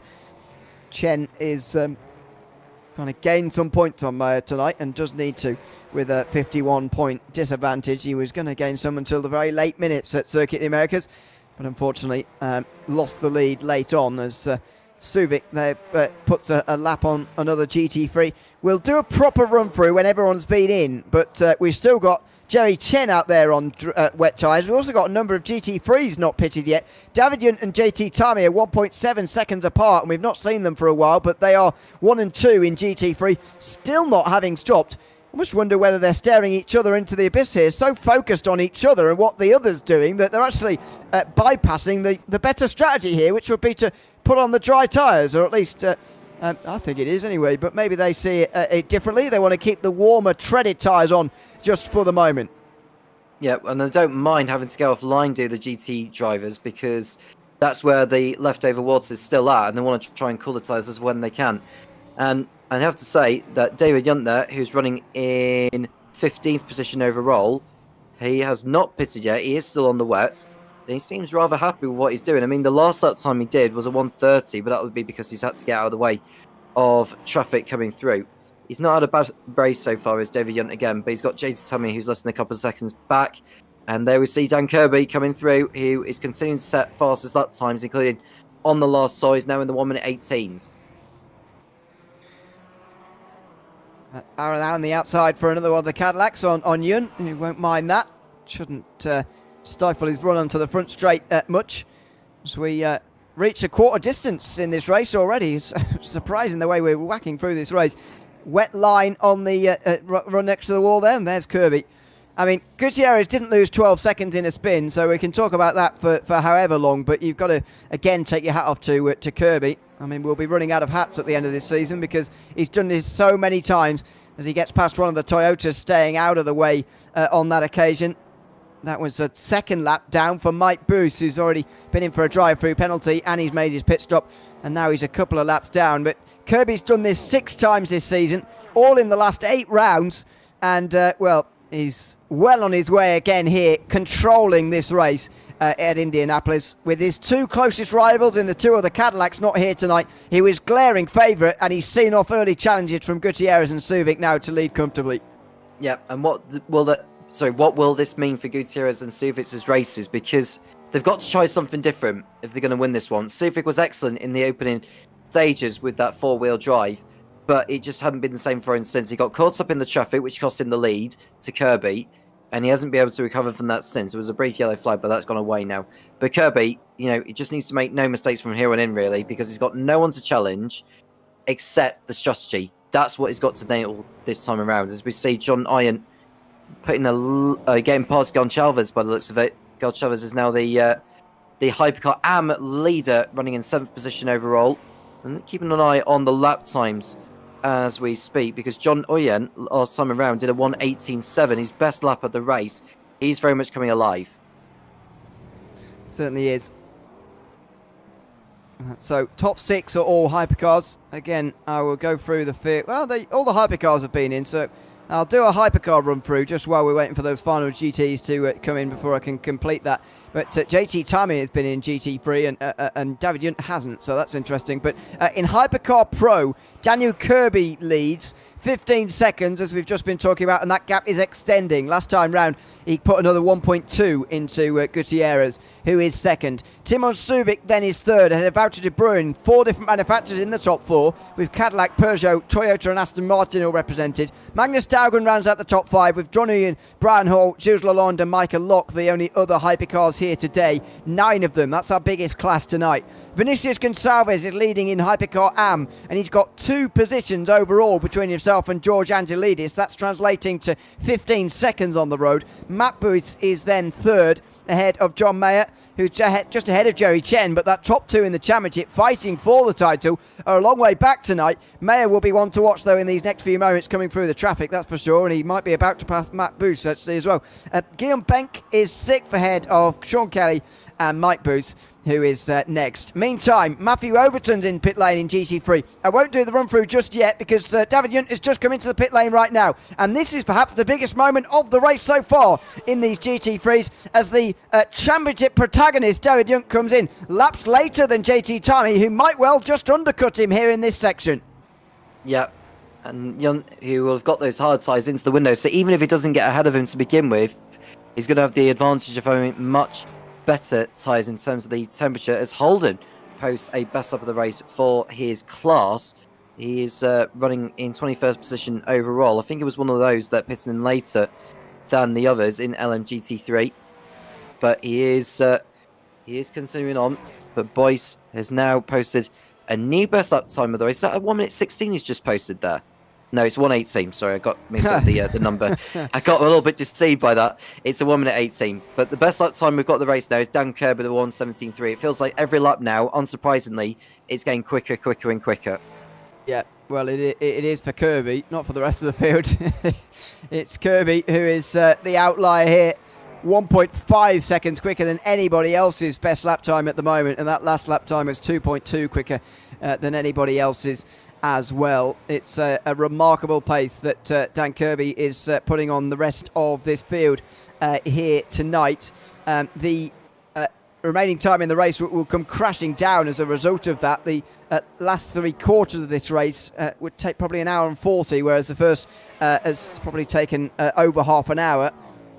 Or maybe more than that. I don't actually know when we started now, but anyway, it's going to be a quick end to this race, that's for sure, with Kirby leading the way he's going at the moment. JT Tammy is going to get ahead then. Oh, and a spin! Oh, and a crash, nearly! Wow, that was close. One of the Valkyries goes around, and that's Wouter de Bruin, who was just avoided by John Ian there. Only just avoided by John Ian through turn 2. That was super close in the background. De Bruin into turn 1 made contact with that Toyota twice. Magnus Dahlgren, I think that is, in the Toyota. And my goodness, he was close to being collected there by John Ian. Yep, that was, yeah, we're looking at Dahlgren here. It felt to me like the Toyota didn't leave room. Hard to tell, really, from that angle, but yeah, I mean, if you're too pinned up on the inside like that, it can happen. To be honest, it almost looked like to me it could also be one of those situations where it's actually not really either of them's fault, because the Valkyrie gets a little bit loose on the inside line. If you're sort of getting loose and you just come a little bit away from your inside line there, where you need to be as the car on the inside, you can end up very easily making contact with the car on the outside if you're spinning around like that. So it could very easily, actually, that one come down to a racing incident. We'll see what race control have to say about it later. So this is the fight for second place in Hypercar AM. These three in picture. And the car ahead of him, it has to be Shul Lalonde. Now, we spoke about Shul Lalonde earlier. Looking at the lap times he's doing, he did a 1:19.6 on the last lap, which is best lap of the race. But I don't think he's been as quick on this lap. As he heads over the line, we'll get an update as to what that lap time is. I'm sure it's not as quick. No, it's a 1:22.3. He's lost time on that lap. Horrible, horrible lap for Shul Lalonde. I mean, I think he's been promoted to a lofty position compared to his pace, to be honest with you.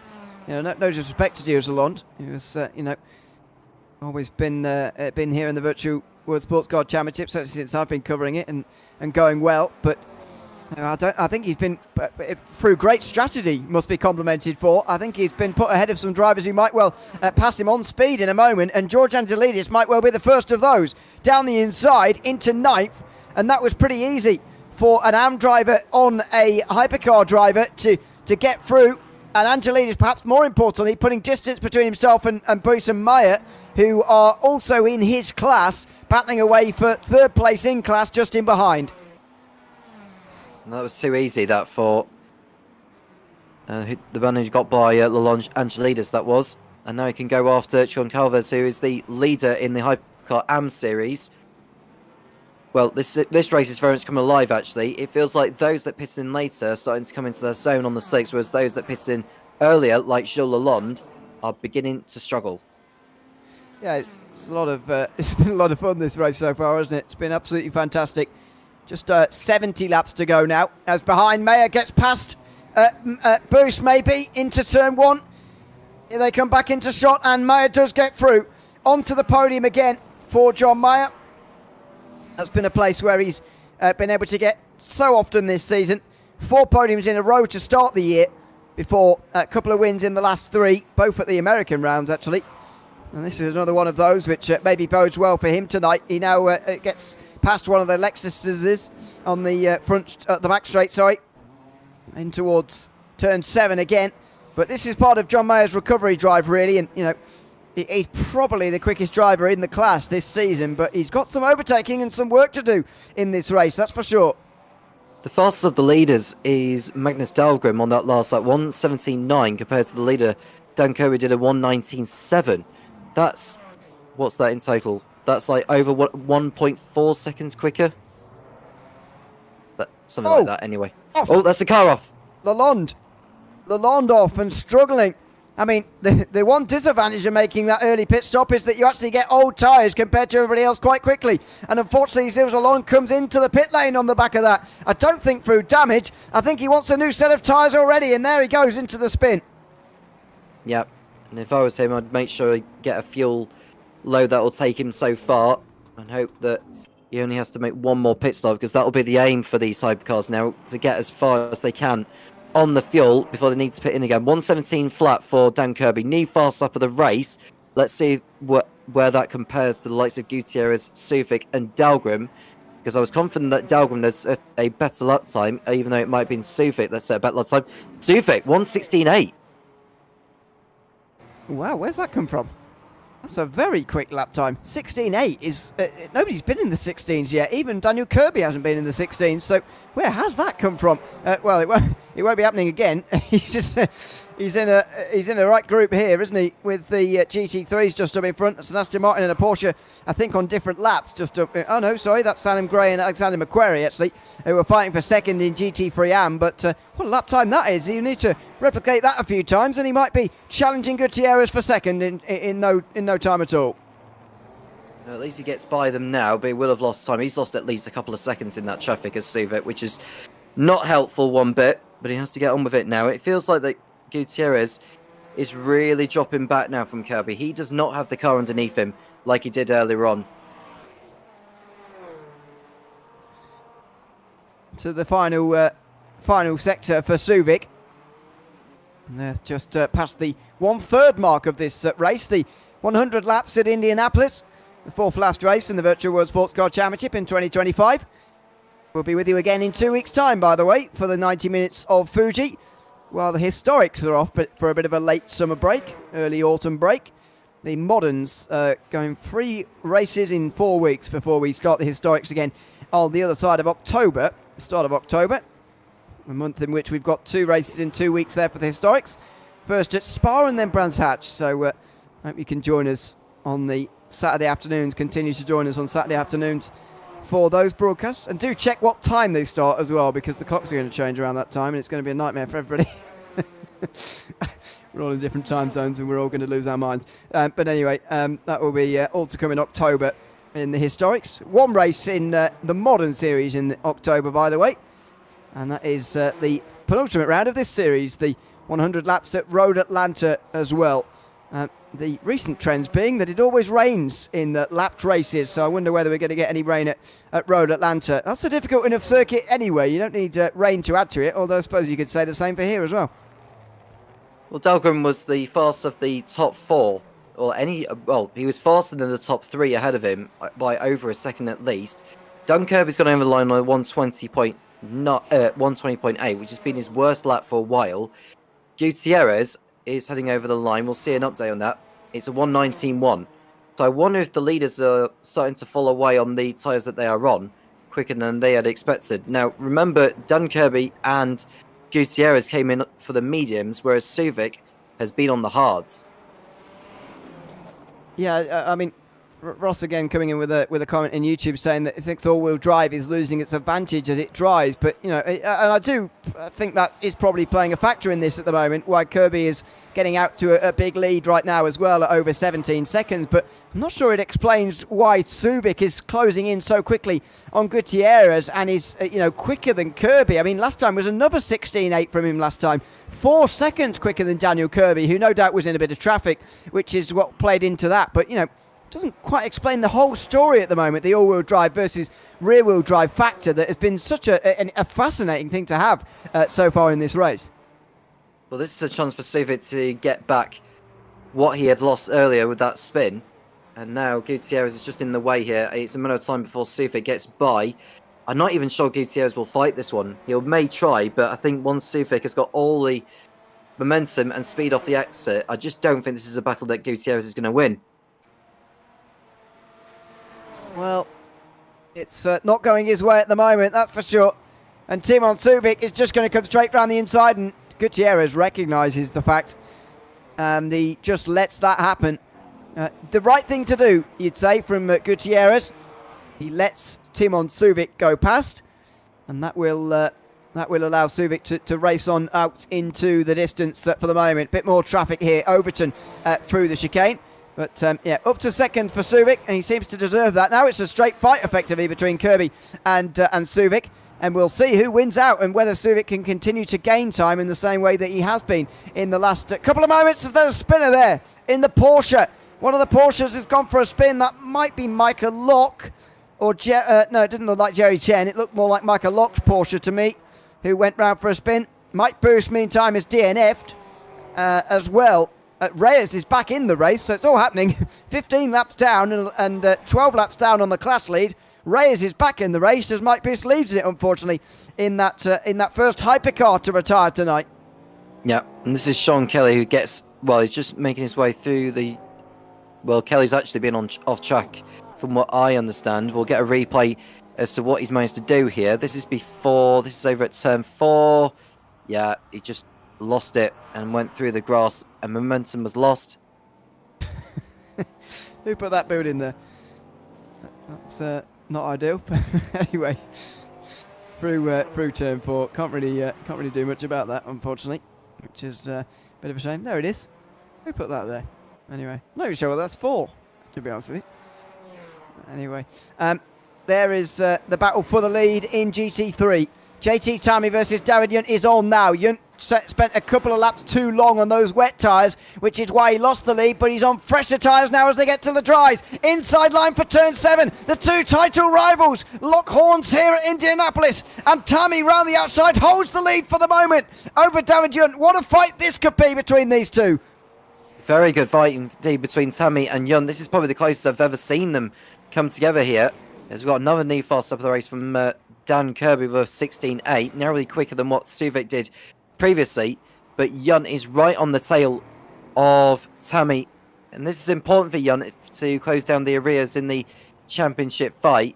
Has he got enough time to go after Tammy? I'm sure he does. But he's just got to time this and remain patient. Out onto the straight again. Oh, close to the wall. Dear oh dear. Brief yellow flag in the final sector again, but these guys are racing away from that final sector now and into the first as he looks down the inside again, much like what he did at turn 7. Yun has another go. He's later on the brakes this time. Was there a bit of contact? It was certainly close. He's on the outside through turn 2. He'll have the inside of the next 2 if he stays there, but he can't. This is good early defending from Tammy, but if this is the danger he's in, over 60 laps from home, he'll be under a lot of pressure for hours to come yet. Well, this is intensifying stuff between the top 2 in the GT3 standings. And Dan Kirby, who's now 19 seconds clear of Suvik, as we look at Yun going for it again at the left-hander. This is almost like a replay of last lap, isn't it, into turn 7. This time with a bit of hypercar traffic behind, and he stays alongside this time, David. Oh, he has to just cut himself off there through the second part and get on the brakes just quite sharply as he let the Aston Martin back through it in there. Gets a late apex here, and he looks again, but here comes that Porsche down the inside. He's actually going to get down the inside of both of them there, and here comes Yun down the inside, not quite, or is he? Well, don't know. There's a big dive from the Cadillac coming down into that right-hander. Sharp right-hander it is, 90 degrees, and round the outside, he's going to get through on JT Tammy. Will that just stop his run enough to let David Yun get an opportunity here? Out of the final corner, he'll get into the slipstream. I think Yun might be too far behind this time round to actually be able to get through here. It looks like he's going to be, just that. Too far back. JT Tammy stays in front, and he stays in the lead of this class. Yep, and there's the Toyota coming up behind them to lap. I wonder if that was... I think that's De Bruyne, is it? That's just coming through. He's coming up the inside of David Yun. No problem there. And David Yun will be hoping that Tammy does back off here a little bit, so it allows Yun to go through. But I think Tammy's going to hold on for the time being. He survived that one as Tammy. But it's going to come down to another round of pit stops because we've still got a long way to go in this, Ewan. Oh, yeah, very long way to go. Okay, we don't really have an idea of the fuel limits for these guys and just how far they can actually go. So we'll figure that out, or try to, in the next few laps when people have to come in. Have to start coming in at some stage. So these guys just having a lap's rest, I think, at the moment. They're over 20 seconds ahead of Holden, who's third place in GT3. It really is going to be between these two, but as we spoke about already multiple times this afternoon, JT Tammy is in the championship lead. David Yun is the one who has to make up the places and therefore make up the positions as well. 24 points behind coming into today, and that means he's got to finish ahead really in these final 4 rounds to really have a chance. It's not absolutely necessary for him to finish ahead every single time, but it would absolutely help, and he can't afford to let this go the wrong way, I think, is probably the more important thing. Not close enough towards turn 1 this time, and JT Tammy has survived the first real attacks here. Well, Yun is having to sit back a little bit, and Tammy looks a little bit more content than he was a few laps back. We haven't spoken too much about the in the GT3 AM class because Peter Meyer is leading that one, ahead of Gray and McQuarrie. So McQuarrie not at the head of this battle for once. But there goes one of the hypercars heading through. I think that might be... Is that Jerry Chen that's coming through, or John Meyer? Can't quite tell from that. Oh, and there's a car off. That was an Aston Martin, it looked like, the front end of, anyway. Is that Matthew Overton? McQuarrie, the championship leader in the GT3 AM class, spun to the outside of turn 7. So... that's a long time sat there. He's not really round anybody at the time. Certainly nobody behind him. Although there's a... Oh, and is he on the curb there? Oh, that was close as well to clipping one of those Porsches. Very close. Engine's blown. Engine's blown on McQuarrie's car. Oh, he's actually put it in neutral or something, hasn't he? Or he's downshifted. Might be worth getting just a cockpit view here just to see what happened on board, because he's either smashed it in neutral or he's downshifted at terminal. Oh, it doesn't display. That's annoying, isn't it? It doesn't display the dashboard. But there you go. Anyway, you can see it there. And you can hear it. There's the spin round. That is the championship leader of the GT3 AM class in trouble here tonight. We don't see this too often with failures like that, but we've just seen one there, and that puts an end to McCreary's race, unfortunately. So that's 2 drivers out of this one, plus Reyes, who is a long way back, actually. So he'll move up positions at the expense of those 2, which is a little consolation. But meanwhile, we're looking at the GT3 class again, the leaders of Yunt and Tammy. And this is the thing when you're having to get out of the way and fight at the same time. This is a very tactical game they're having to do compared to what it is in Hypercar. Yeah, it is fascinating to watch as Gilles Long gets a penalty. It's Rob Salt in the wound there, but Gutierrez, meantime, comes into the pit lane. Ross Smith reminding us that it's 30 minutes for fuel in GT3. That should be, I'm trying to work out how many laps that should be, 23, 24, something like that. So effectively a quarter of the distance, which is maybe again why these two are pushing the distance on so much. You know, these guys aren't going to do 100 laps. They already know that. They've done, they're 3 laps down already. So what's that? They've done 39. They're effectively waiting for the leaders to get out and do 50 laps, and then they know they're in the clear to come in. It should be a 3-stop race this afternoon for these GT3s. But, you know, you end up waiting for the hypercars to get to the critical lap before needing to come in yourselves. But as I say, it should be fine for 3 stops. Well, this is going to send a message over to, well, the Cadillac team, because Kirby's now in from the lead, and Suvic has been getting the hammer down over the course of the last few laps because he was over a couple of seconds quicker on the previous tour compared to Kirby. He's also in.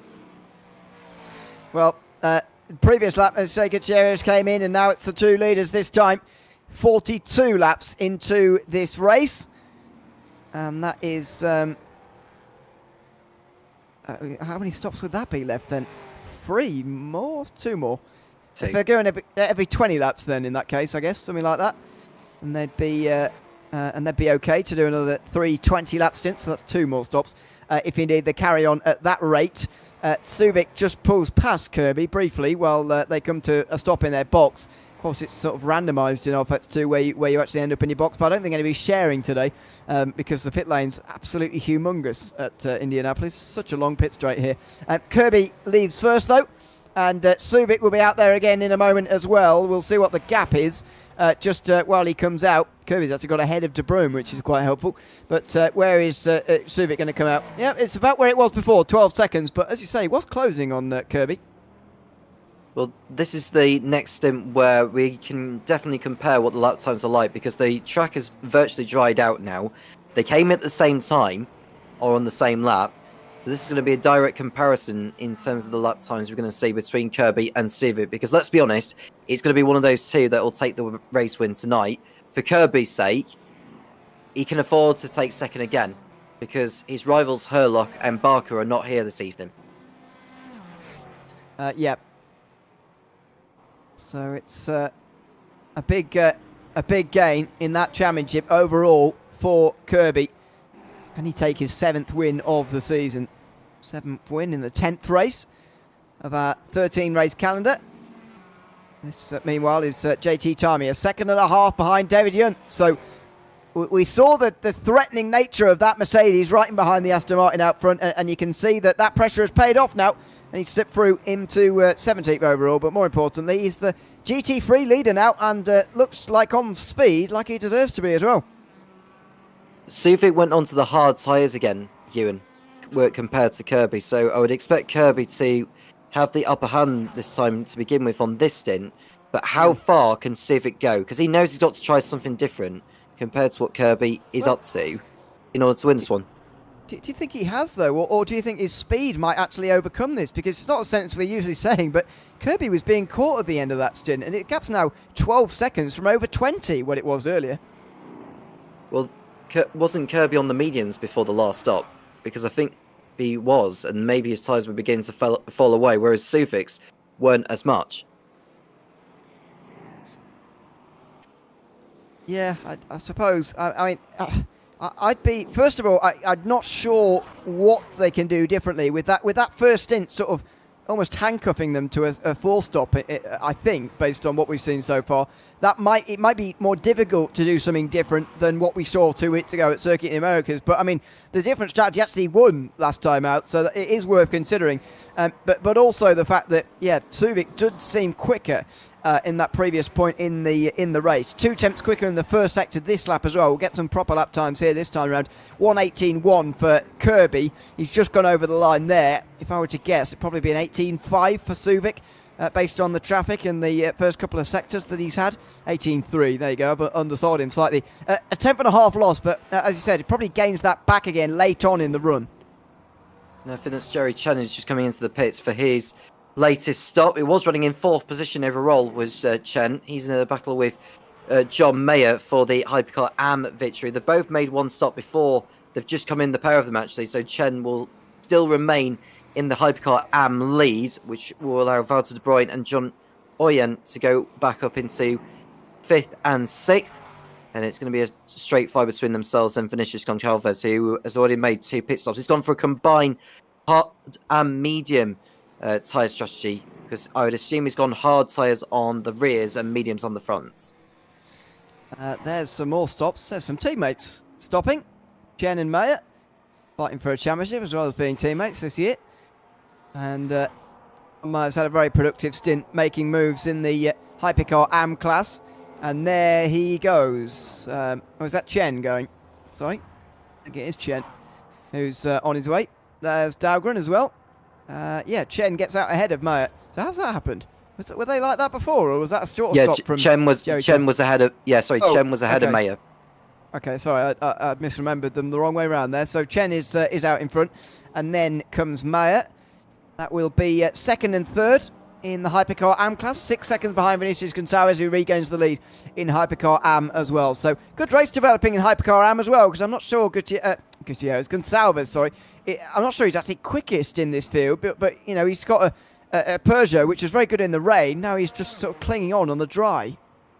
Yep. Well, Kirby has done a 1:18.0 on the last lap. Suvic 1:17.1, 9 tenths. Suvic took out of Kirby's lead, and he's on hard tyres compared to Kirby on the mediums. Yeah. There's not many hard tyre runners either, are there? So that does suggest that he's doing something different here. But again, Suvic is closing again here on Kirby, and this is just extraordinary. We have not seen this very much this season at all. I'm not sure whether the Toyota's just suiting this circuit, because here comes what are the other is that might actually be Suvic just coming through, and it is.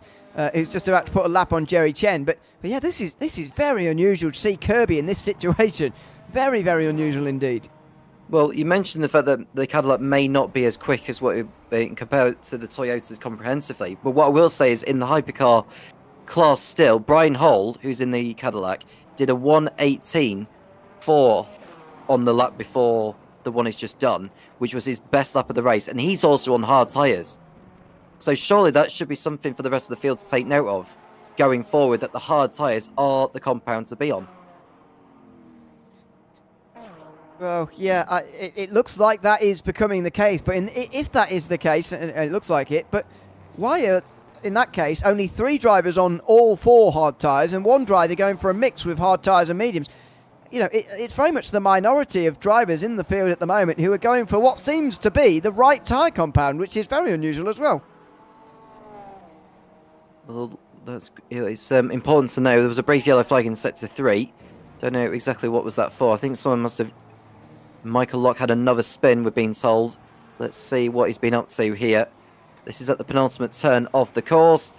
And yeah. Oh dear. And I think that was Lalonde who had to take evasive action. Yeah. Unfortunately. Either him or Gutierrez. They look the same. So it's impossible to tell. But one of the two. But there you go. Michael Lock going for a spin. Let's have a quick run through the field then, shall we, before something else happens, which it's bound to in the next minute. Leading the race, there is Daniel Kirby, just putting a lap actually on everybody who's not in the top 5. John Uyen there in the purple is now a lap down, you can see, but Timon Suvic is in 2nd place. Then it's Johnny Gutierrez, another 15 seconds back. Big gap back to Magnus Dahlgren. It's probably just going to be the podium drivers who actually finish this race on the lead lap in the end. Valtteri De Bruin is top 5. As I just mentioned, Johnny has just gone a lap down. Then you get to the AM leader, Hypercar AM leader, Vinicius Gonçalves. He's ahead of Jerry Chen. Brian Hall and George Angelidis round out the top 10 overall, and indeed round out the top 3 with Angelidis in the Hypercar AM field. It is David Yunt leading in GT3. He's ahead of JT Tarmi, although they've not stopped for a second time yet. Still waiting to get to lap 50, as the sun's starting to come out here from Indianapolis. Alan Holden then nearly half a minute back, with Adam Gray then next. He's leading GT3 AM ahead of Peter Meyer. And then Alexander McQuarrie, who is the only driver now out of this race, although he's still in the pit lane. I'm not sure what he can do there, because he had a blown engine, and there's no way you can repair your car from the garage in the RFAX 2 unless you drive it there. So there's no way he was going to get that engine blown car back again. So he unfortunately is the only retirement from this race. But thankfully, Mike Booth and Ryan Paulbert Reyes, who both spent fairly significant points of this race on the sidelines, they are both back again, thankfully. And they are out there on the circuit again. Good to see 24 of our 25 starters still out there at what is one of our more difficult circuits, the more attritional circuits of the year. Within the last couple of laps, Ewan, I have to say Dan Kirby had to go through a lot of traffic, and I mean an awful lot. And I just worry as to whether Suvic's going to get stuck behind him. But it doesn't feel like he has done on this lap, because he can see that the gap is coming down to less than 8 seconds. I think Suvic may have this one come in. I honestly think that Toyota has got more pace still left in there compared to the Cadillac. And it's four-wheel drive.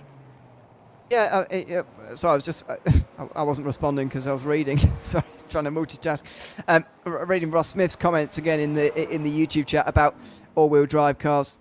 So, these are the reasons why we've got him on the broadcast most time. But he's just recovering at the moment. So we hope that that's a speedy one for him, and we can have him back again at a modern round very, very soon in 2 weeks' time. But yeah, just putting in some comments about different tyres and the all-wheel drives.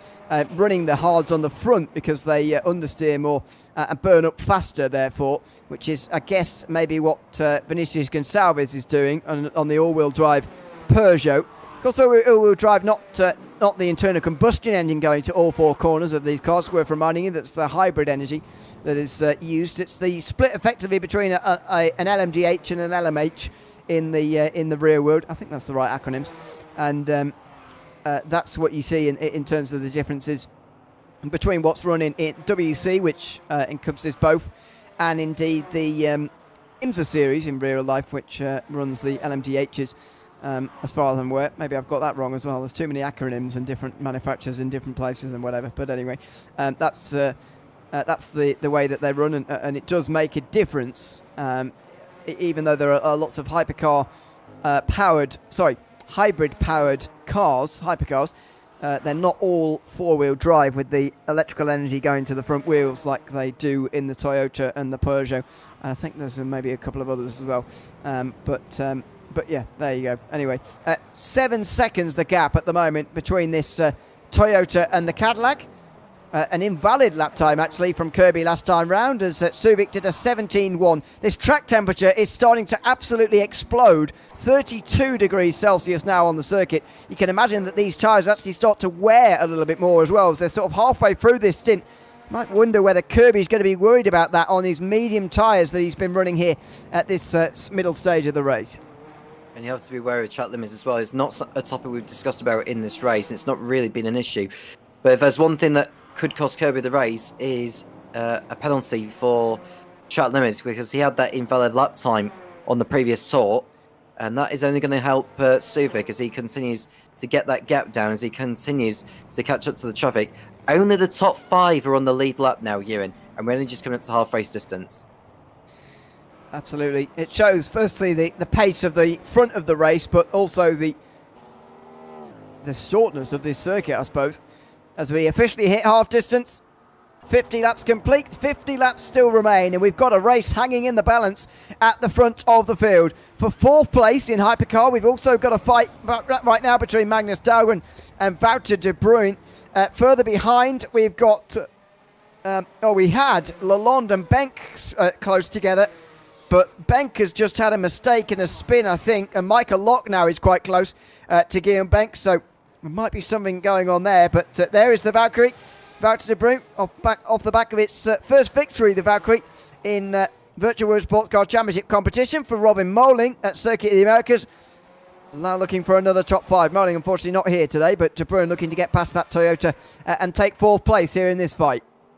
Answering your question about Guilherme Benck, he had a spin at turn 1, Ewan. We saw it on screen when I think it was Wout de Bruyne that was going through turn 1, or it was someone else. But either way, he spun. Suvik was the one that got by Benck when Benck had spun, but he has continued his Benck.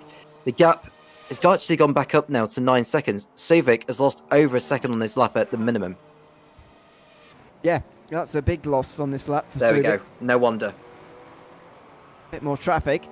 It's the middle sector must be broken. 50 seconds. That's that's about half a minute too long. That's not correct. Over the line, and it says outlap as well. Something very weird has gone into his lap time there for Timon Suvik. 21.8 lap time round. You know, can't afford too many more laps like that. While he is closing that gap quickly, if he continues to have laps that completely explode the gap all over again, then he's never going to get there even in 50 laps. There's coming some more traffic here. This is that Cherry Chen or John Mayer? He's coming up to lap there. He's just gone past one of the GTs, and now he's on. That is Cherry Chen.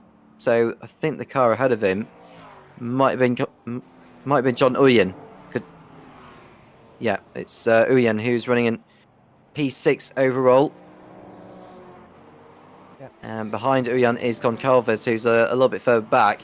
Looking at the intervals, because we've got access to that, he's actually 2 seconds off Uyan, is Goncalves. And it's good to see that Goncalves and Chen are fighting it out. Are fighting it with the hypercars. But you can say, wow, oh dear! Wow, goodness me, what was that all about? That was really close there. Was that Benck again in the purple Cadillac? It looks like it. That was really close here to disaster through turn 10. Just understeering. Such a difference, isn't it, to the wet weather? And trying to get back on the track again. Lighting up the rear tyres on the wet grass. Dear, oh dear. You've got to remember, these conditions are still difficult. If you're really offline, if you're out of shape, first of all, the car balance seems to be so different. And obviously you can't change halfway through the race. You've got to have a good car in the wet and a good car in the dry, or at least tolerable through both, that you can drive well. And you've got to remember as well, when you do end up off the circuit, the grass just takes days to dry. That will not dry throughout this race. And you've got to be very careful getting back on the circuit again. Yep, and that was too dangerous of a rejoin there. And I wonder if the stewards may take some action. Oh, that's a car spinning. That's a very bizarre place for the car to spin there. Yeah. That's Reyes, apparently, who is already laps down. That must be with help. Oh, no. Wow, that's an unusual place to do it. Oh, and he's going to...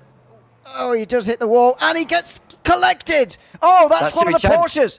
That's either Mayer or Chen. Now, which one is it?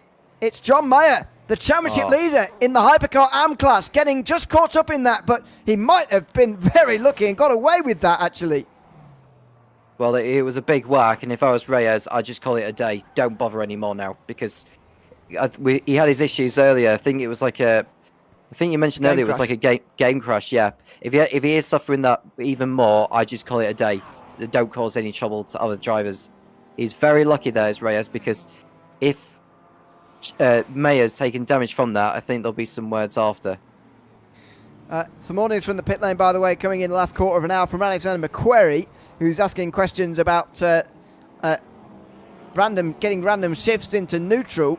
Apparently he didn't do anything to actually action that. Said that sometimes you can do it by pulling on both paddles accidentally, which gets you into neutral sometimes. So just keep an eye on this battle here before I report back on that in a moment. There goes Brian Hall and George Angelidis battling for 9th place overall. Yeah, just to continue that, Alexander McQuarrie has apparently disabled that function, but he's been getting ghost shifts into neutral, and that was the 3rd time it happened in this race, so he's quite lucky that it lasted that long, to be honest. It's very, very unusual, but Macquarie's got to get to the bottom of these problems, clearly, in the next few weeks, the next couple of weeks, because he's not got a very big championship lead to fall back on. 33 points to Adam Gray and 40 to Peter Meyer, who are going to be gaining points on him here this afternoon with these problems. Well, here's a battle further down the field, unless this is Lalonde, who's already been in the pits for a penalty. He's actually already 3 laps down on the leader, is Lalonde.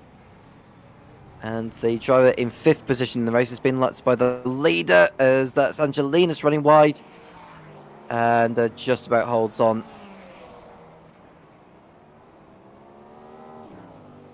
And he's going to get overtaken there again, is he? No. Well, he's holds on. Staying ahead. Yeah, he's... Oh, whoa. All over the curves there and all over the track through the chicane. And there goes the Peugeot of Gutierrez to put a lap on Angelides. Troy rightfully pointing out, by the way, I was slightly overselling days to dry grass. It doesn't, I was exaggerating a bit, but you get the idea. It's not quite like drying a circuit. Although the sun coming out will certainly help us this afternoon. 33 degrees Celsius now on the circuit. Continues to climb at these track temperatures, but it seems that these medium tyres are not getting bitten in this stint. Subic is not gaining in the same way to Kirby. That's he was clumsy. last time round, as there's contact down here. Debris as well. Down at turn 10, or turn 12, sorry. Yeah, that was so clumsy from Angelides. I don't know what he was trying to do there. He was probably focusing on the car in front of him as opposed to his own driving. We'll get a replay of that. I mean, honestly, what was that all about? Yeah, he's misjudged that. As you say, focusing too much on the driver in front rather than his braking zone, as you say, and that's probably the reason for that. Unfortunately for Angelides, whose car looks odd to me. Is that damaged in some way? Saw some debris flying down the circuit, offline thankfully, and off the circuit, so won't be causing any trouble, but the car looks a bit odd to me now. Maybe I'm just looking at it from a strange angle as well. Is it missing a rear left cheese wedge as well on the rear bumper? Maybe I'm just not seeing that correctly at the moment, but anyway, he stays in 10th for the moment. Yeah, it's not symmetrical, is it, that rear end? It's definitely missing something near where the rear left tyre is. But there you go. Anyway, just not a great moment. Lapse in concentration. And that's to be forgiven at this stage in the race. We've gone past, or about to go past, the 90 minutes normal race distance for one of these races. In the Virtual World Sports Car Championship, we're going to go on further here for another 40 laps. As Angelides has seen the damage, he's felt the damage, and he's in. Yeah, I think for the moment he started feeling that something wasn't right, he needed to come in. But I would expect a penalty to come in the way of Angelides, because that was not a very good overtake of an attempt of an overtake, and that cost him time and the driver who he collided with. But there is a Suvic 8 seconds back now. But looking at the lap times, I think Kirby was slightly quicker on the last, so 1:16.4 to Suvic's 1:16.6. But Suvic's losing time, getting stuck behind that GT3 heading through. He's all right from Gutierrez. He's got a long gap actually to Gutierrez as Suvic. He can just focus on going after the leader. Yeah, that is a big help when you're in this situation. Not having any focusers behind. See what the lap times are like this time round. An 18.1 from Kirby, but can't imagine it's much quicker for Suvic based on what we just saw at the end of the lap there. Let's see if we're wrong about that. Over the line. 17.8, so he does go 3 tenths quicker, but not much. 3 tenths isn't going to cut too much into the gap, to be honest, although it would gain him sufficient time if he did that every lap. He's not doing that every lap, and he can't because of the ebb and flow of traffic, but they're coming up again on the second last pit stops of the day here, I would imagine. Lap 60, fast approaching, and another change of tyres, and a stint where Kirby has actually got out pretty unscathed after losing a lot of his lead in that first dry stint of the race earlier. Yep, and he's still maintaining the advantage over Suvic over the course of this one. I think Kirby's done very well to cope with everything that's come against him. You know, with Gutierrez getting by him and Suvic getting by him, and he's played the long game in making sure he had the tyres underneath him to ensure he got back into the lead. But now the job is only half done, and I think the only man who's going to stop him from taking the victory is that Toyota, who's catching up to another Toyota in the hypercar is, I think is that De Bruyne who's coming onto the lap? I think it must be, because he's already a lap down from the leader. Yeah, wow. Maybe not. Or is it Dahlgren, his teammate, in the Toyota? Yeah, it'll be Dahlgren, sorry, yeah. Dahlgren, is that a Valkyrie in the background? I can't quite tell. But I thought yeah, it was you're right, Toyota. they are a lap down already. And there is the last driver on the lead lap now. Just 3 drivers on the lead lap. It's remarkable, isn't it, really? But this is what happens at the Indianapolis racetrack. It's very, very short, and therefore there's the gap to the overall leader. Look at that. You don't see that around very many circuits. That's not because the pace of the front of the race has been extraordinary. It's been quick, but, you know, that's normal for Kirby and Subic and the like. But this circuit's so short, and that means, you know, lap traffic for people in your own class is as much of a fixture as GT3 traffic. Well, Gutierrez is doing his best to stay in touch with Kirby and Subic. Don't think he'll get laps before this race is over, although I'll take my word back for it if he does end up getting lapped. But that tells you about how this race has been going on. Conchalves in the Hypercar AM class is in 7th place overall. Look at how far he is in front of Joey Chen. He's only 1.2 now over the Porsche that's going after him. And then the next car in the Hypercar AM behind is Matt Boyce in 10th position overall. Let's just give you an idea, by the way, the real-life Indianapolis 6 Hour, with all its cautions and safety cars and whatever, only had 4 drivers finish on the lead, 4 teams, sorry, finish on the lead lap. Now, that race is at least 2 times as long, nearly 3 times as long as this one, but it just gives you an idea that Indianapolis is not conducive to keeping cars on the lead lap, that is for sure. In the real life, or indeed on this layout either. 16.4 again from Kirby last time round, and a new personal best in the first sector as well, 26.2 from him. He is closing in even on the fastest lap of the race, maybe, Daniel Kirby at the front of the field. And if he can replicate these 20 laps another couple of times for the 2 remaining stints in this race, then he should be good to call himself race winner by the end. But, you know, he will have come under some real fire here in this race, and it's far from over just yet. We're only just approaching the 2/3 mark of this race now. And we shouldn't be too far away from the next round of stops. Now, in regards to when they're going to put in is really important, because how far are they going to be able to take their fuel and tyres to the end? Because if Subic is going to win this one, he's got to try something different to what Kirby's got. Because he's so far in front of Gutierrez, he can afford to get a strategy wrong, if that makes sense. Because he'll still keep hold of 2nd position. Yeah, that's true. It does give you that bit of freedom. 36 seconds. It's a long way. Although this pit lane is a very long way as well, so not ideal. David Yunt is into pit lane mid-time with his 2nd stop of the day. It's actually gone a bit further than he might have needed to, but he won't be going to the end from here, I don't think.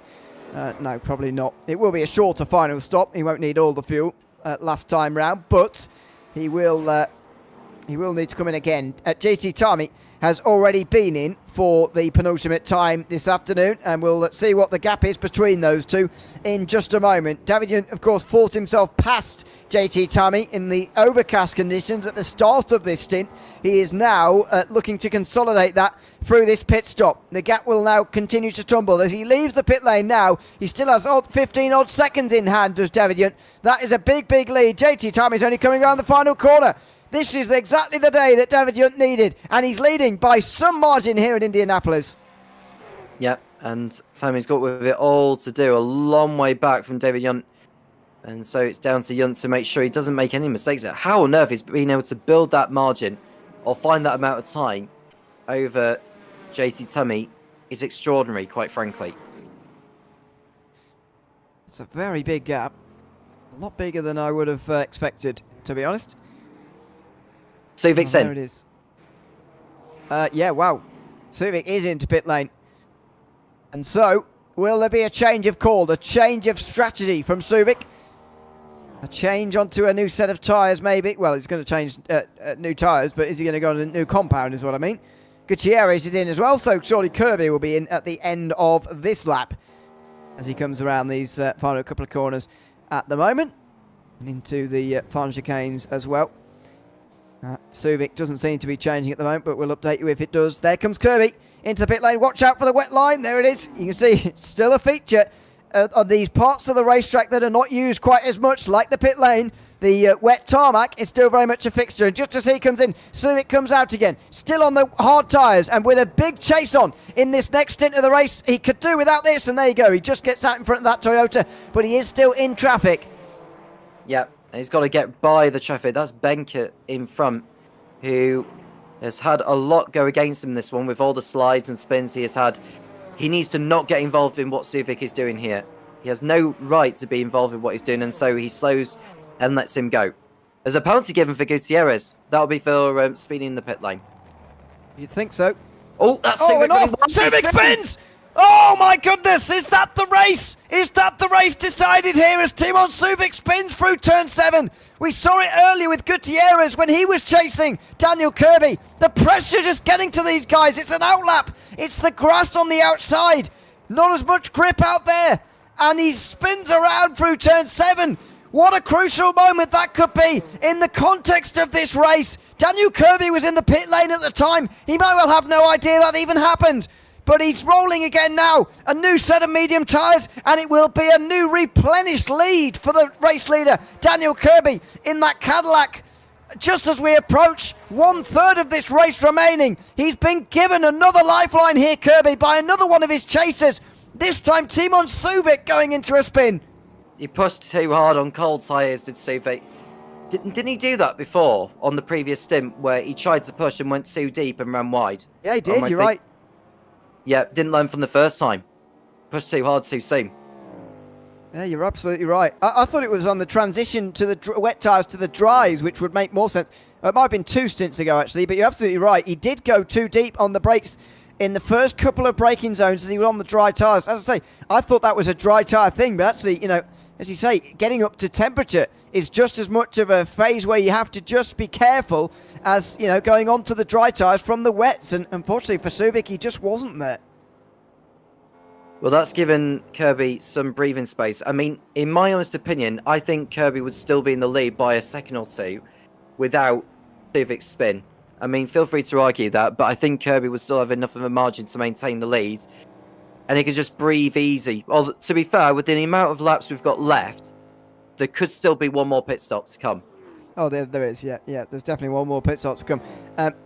Kirby, though, as you say, the gap's weird, isn't it? 8 seconds, considering Subic had a spin, suggests that Subic also was shorter in the box. So where would that have come out? Has Subic seen the fact that, you know, we are definitely going to see another pit stop, but they're not going to need another whole tank of fuel at the last part of this race. Has he just seen that and thought, well, if I come in here, I can make 2 slightly shorter stops instead of 1 really much shorter stop in the final moments of this race. We'll see when Subic decides to come in, but maybe his strategy was to take on a little bit less fuel, really good outlap, and get really close to Kirby to put pressure on him for the race lead. But I don't know. I don't know what his strategy was, and I don't know why the gap is still nearly 8 seconds, but what we do know for sure is that it would have been a lot closer without that spin for Timon Subic. It's not over yet. There's still another round of pit stops to come, but Subic next time has got to not push so hard on that outlap, because that's what. Oh, that's 2 cars off. Penultimate corner you're in. It looks like Benker and Locke, is it? That's gone off. It's Angelidis that's gone off with Benker by the looks of it. Oh, what? Oh on no! earth? Trying to come to the pit lane, I think. Why he was Like- going across the circuit like that. No, that's no. And let's see here. Oh, well, they're going to drive into each other again. They could have NASCAR coordinated style. that a bit better. And there you go. Benk trying to come into pit lane. Yeah, so a bit unlucky, really. Benk going deep into turn 12. And then coming back on the circuit, straight into the side of Angelidis. But there you go. That's one of the things with the pit entry round here. It's not in the best place in the world, but where else are you going to put it? It's impossible to make that one easier, but there you go. Mr. Reese in YouTube chat saying that Kirby changed tyres and Subic didn't. Subic spun. Yes, that is all true, but I can't believe that a tyre change plus a spin sort of negates a no tyre change. Surely it takes longer than 1 spin to change a set of tyres, I would have thought. But maybe I'm What do I know? I don't know. It seems to me like that maths is not quite adding up to what it should do. And there we see Angelidis in 5th place after 2 collisions he's been involved in, behind Matthew Boyce, who is continuing on in the Toyota ahead. But it's Jerry Chen who still leads by a couple of seconds over John Maher. New fast lap of the race, Dan Kirby. Wow. Half a tenth, sorry, quicker than previous best, which was Timon Subic. Mr. Reese says tyre change is 25 seconds. Yeah, that's my point, really. He wouldn't have lost 25 seconds in that spin. I'd be surprised if he lost much more than 5. It was a very quick recovery. So I'd be, as I say, surprised. But it's looking a bit like it might not matter. And your comments earlier about doing something different, suggesting that Subic should do something different, maybe actually with hindsight are starting to age very well, because this is going the wrong way now. I said, keep on it and keep at it, because Subic is doing the right thing in terms of tyres. He seemed to have the better pace at the time, but as this is going on, Kirby is starting to weather this storm and actually bring it back the right way again now. And maybe Subic could have tried something a little bit different if he'd have thought about it earlier to get ahead, but it's a bit late now to change strategy in the final third. Well, Gutierrez's penalty has dropped into 4th place behind Dahlgren. Now, Dahlgren is 50 seconds in front. I don't know whether Dahlgren's made another pit stop. I think he's done the same as what Gutierrez has done. Although, does the penalty count on that time post for Gutierrez? Unless it doesn't really count, I suppose, because he has still gone through the pit lane. Yeah, it's not counting properly.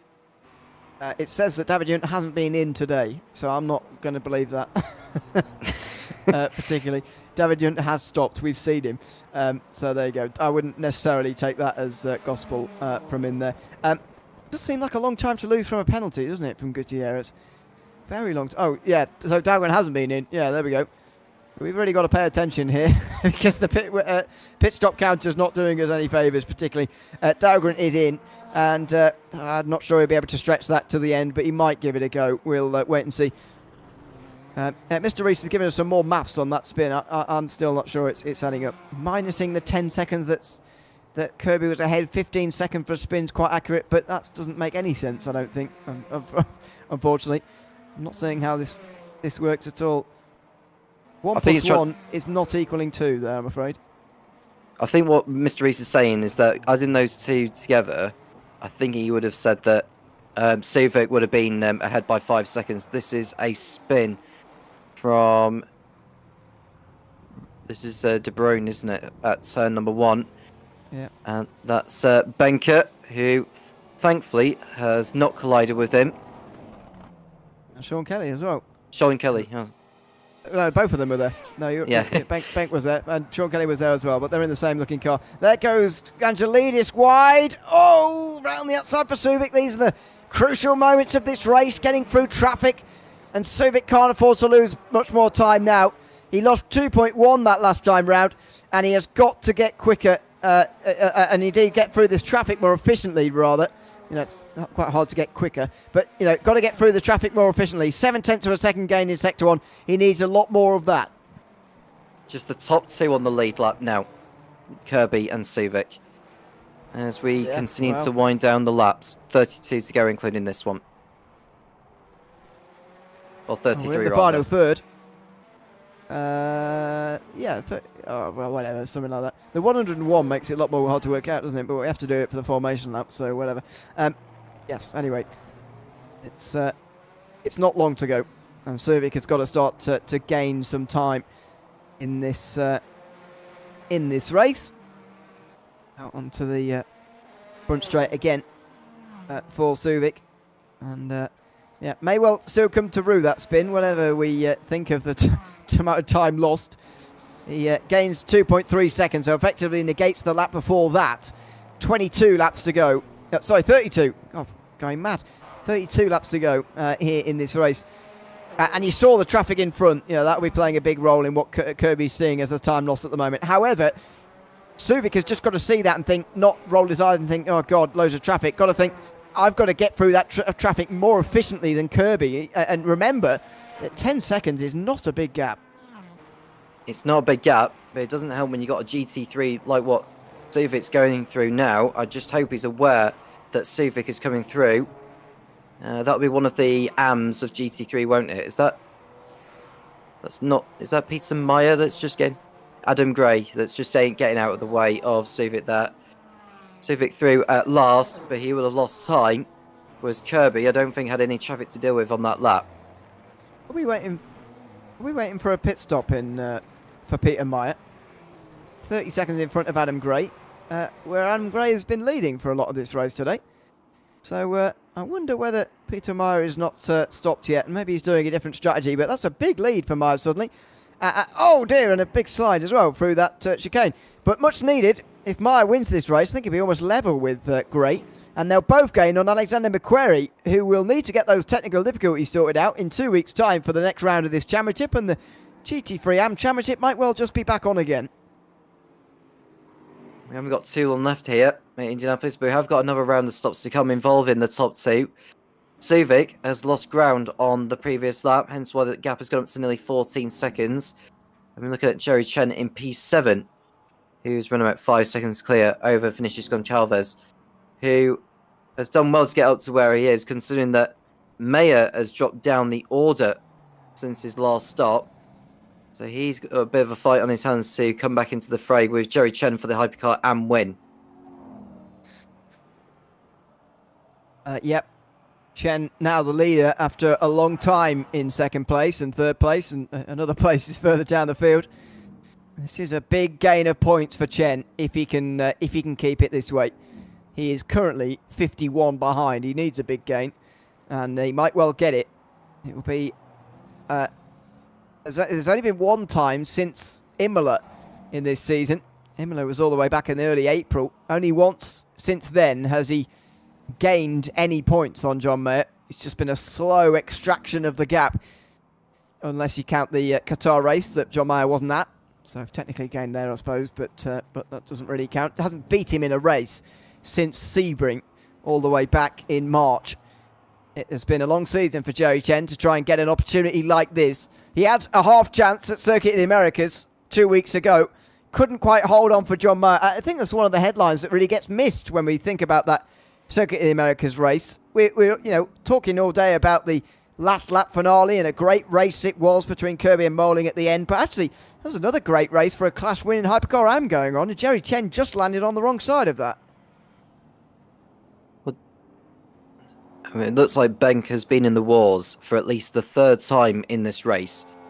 And it's over at the corner where he came together. Oh, my goodness me. That's a very weird way in how he tried to attack the corner. Again. Yep. It's the grass again. Sean Kelly, his teammate, just slips through. Oh, no, he's spun again, getting back on there. There we go, finally gets back on. Gilles Lalonde has also been off just in front, apparently. Banco, and there you go, just on the rears. Slides his way through turn 12 and goes off a little bit. It's a very tricky chicane. Remember, was added for, I think, in response to the 2006 F1 tyre crisis. Oh dear! Ferrari off, and it looks like Alan Holden on the back straight there, just drove off on the straight there.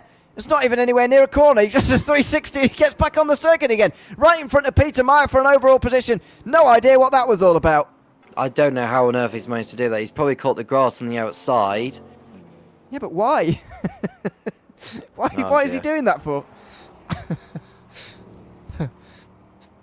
I mean, he's just nowhere near the corner. He's just driving down the grass. But anyway, he's now got Peter Meyer right behind him, the GT3 AM leader, and that's a bit of unwanted pressure for Alan Holden. Well, he's still ahead of Peter Meyer, although he's not in the same class as Meyer is Holden. He's in the GT3 class, actually, not the Hypercar. But there goes a Hypercar heading past them. That will have to be... It's not Suvic that's gone by. I don't think that might have been Verts de Bruyne who's gone past. But there it goes, Peter Meyer on Holden. No way through that time around. That stays ahead. There is Gutierrez. And maybe it was Suvic, because Gutierrez is pretty much exactly a lap behind him. So, maybe it was. I don't know. The two Toyotas of Suvic and Dahlgren look very, very similar indeed. In fact, they look identical, apart from their numbers, so very hard to work out. Another couple of hypercars go past, though, on the straight, and the GT3s just have to stay to the left-hand side. Now they pull back into the racing line there just in time. Late on the brakes there again on the inside line, but Peter Meyer can't find his way through. And there's the crucial gap, really, on the bottom right-hand side of your screen. 29 seconds back to Adam Gray. That's where the championship race is being won and lost here. And it looks like he's legitimately 30 seconds in front of Adam Gray at the moment, unless we've missed something on pit strategy. Something's gone awry for Adam Gray over the course of the last 50 laps of dry running. That's given Peter Meyer the lead by some way. It has. And Adam Gray hasn't got a lot of time left in this one to rescue it. If he is going to close down the margin on McQuarrie again in the standings before they head to Fuji in a couple of weeks. But now this is the business end of the race where the strategy could play a role. It's still close between Chen and Goncalves in Hypercar AM. And Suvic is still working on his pursuit with Kirby, but it feels like the pace has gone. In the that battle just continues on. Holden and Meyer, the front of the field. That's ballooning. 14 seconds, despite 9/10 being gained last time from Suvic. Must have had some trouble. There goes Wouter de Bruin, passed in the 5th placed. So there's Dahlgren and there's de Bruin, just 2 seconds apart. Gutierrez only 7 seconds in front of them. John Ian only 5 seconds behind them. So that's 4 drivers, Gutierrez, Dahlgren, De Bruin and John Ian, who are all separated, 4 of them, by about 15 seconds. Pretty good going at this stage of the race. There's Gutierrez, who's still clinging on to his podium, and he comes in. Now, this must be the final stop of his race. I wonder if he's done a shorter one compared to the last one, because it didn't feel like too long since the last stop he did. Did he slow down in time? I think he did that time around. I think he had to do it a little bit more cautiously to ensure he got it underneath the pit lane speed limit. For Johnny Gutierrez, he was in a battle with Dahlgren. I think it was about 9 seconds clear of Dahlgren before he entered pit road. But now, are we going to see an absolute dice for the final podium position? De Bruyne's gone through, Uyen's gone through, and we'll probably see Chen and Goncalves head through. But we look at Dan Kirby in the Cadillac, on his way to what will be his 7th win of the season. After that little hiccup in Austin, it looks like it's a return to the top step this time around for the championship leader. It certainly does. He's not going to make that last stop just yet. I think Gutierrez is still going to be fine to make it, but he's not leaving himself much wiggle room there at all. De Bruin here on the back of Magnus Dahlgren. 1.5 seconds the gap, and this is now for the podium. If Gutierrez slips up, then one of these could take that place on the overall podium here, and it would be a great run as well. What a couple of rounds it would be for the Valkyrie if Wouter de Bruin's able to do this. Currently in the championship, Wouter de Bruin's 15th, 12th and a 5th place finish in his 2 appearances in the Aston Martin Valkyrie since it was added and since he started using it in this Virtual World Sports Car Championship. Coming over the line again, he seems to be getting closer to Dahlgren. What are the lap times this time round? 18.4 for Dahlgren and a 17.9 from Wouter de Bruin. From Wouter de Bruin. So half a second quicker, and he gains. He'll have to do that again a couple of times to really put the pressure on. Well, we see those 2 fighting for 3rd and 4th on circuit, the Toyota and the Aston Martin Valkyrie. We'll see. We'll wait until they've still got a pit stop to come, hypothetically speaking. There's a yellow flag in sector 1. I think that'll be a brief one, as that one goes off the screen. It feels like Kirby has this one in his pocket. The gap has come down though to 12.7 seconds. Having said that, Kirby was slightly quicker than Suvic on the last lap, and Wouter de Bruin is doing his utmost to try and get up into the podium places. Between himself, Dahlgren, and Gutierrez, who's only just pitted. That's not David Yunt that they're coming out to like there. That has to be. They know it's a GT Reyes, that they're going by. Is it Reyes? Reyes? Well, Reyes is. Yeah. I suppose got to be. I suppose Adam Gray's in the pit lanes. That's the only other Porsche. That was a big slide for De Bruin there. and he just pulls in front of the Porsche as if to complain that it was their fault, but I'm not sure it was. Coming onto the front straight there. Just minding its own business, really. But Dahlgren gains a bit of time as a result. There goes the 9/10 that he gained last lap, and they've gone away completely. It's the ebb and flow of traffic, isn't it? You get the run-of-the-mill one time, and you don't the next lap. And Valtteri de Boer just experiencing that at the moment. Big slide on the way in towards turn 4 again. Misses the apex slightly. And there's no traffic out in front at the moment for Dahlgren to slow him down through that first sector, which could have really helped Valtteri de Boer. And you'll just see it here. Yeah. Not really too much. There's another prototype in front of Dahlgren, which could be a bit of a banana skin for him. Well, let's hope it's not, because De Bruyne needs to get all the pace he can get and get as close as he can to Gutierrez and Dahlgren before him and Dahlgren pits in. I mean, he needs to outdo Dahlgren in the stops. If they come in on the same lap, it's got to be a quicker stop than what De Bruyne is doing, or stay out on another lap and then pit in. And that way he'll be on better tyres towards the end. It's going to come down to tyre strategy, Ewan, as opposed to fuel strategy. It depends how long they leave it until their final stop, but I think their fuel strategy will require them to make tyre changes here at the end. The track temperature up to 35 degrees Celsius now. It continues to climb as the sun comes out. It's a very big difference, isn't it, to 2 hours ago when we were starting this race, nearly 2 hours ago.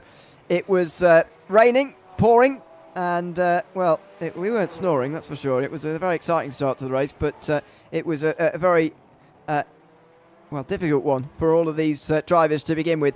Only the first fifth of this race, really, being completed with the wet tyres. Some of them making it to 1/4 distance before the dry tyres, and they've been used ever since.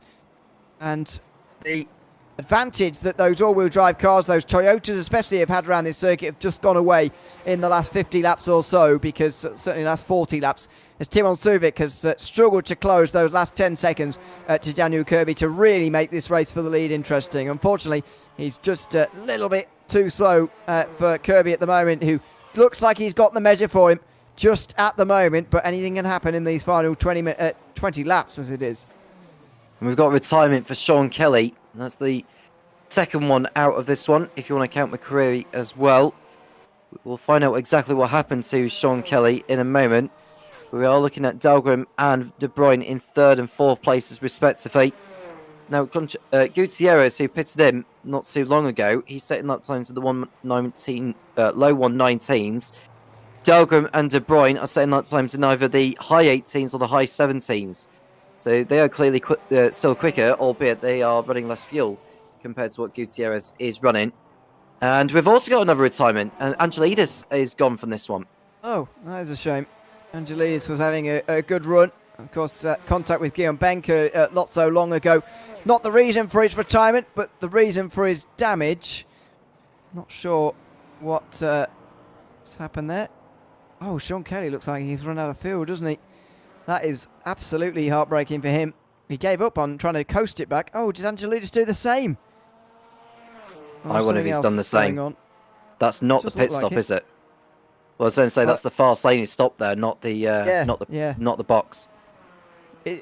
It's ironic, isn't it, that the luck that you can have or not have in these races. Imagine if his pit box had been, pretty early on, and this would be that's the earlier incident with Guillaume Benck.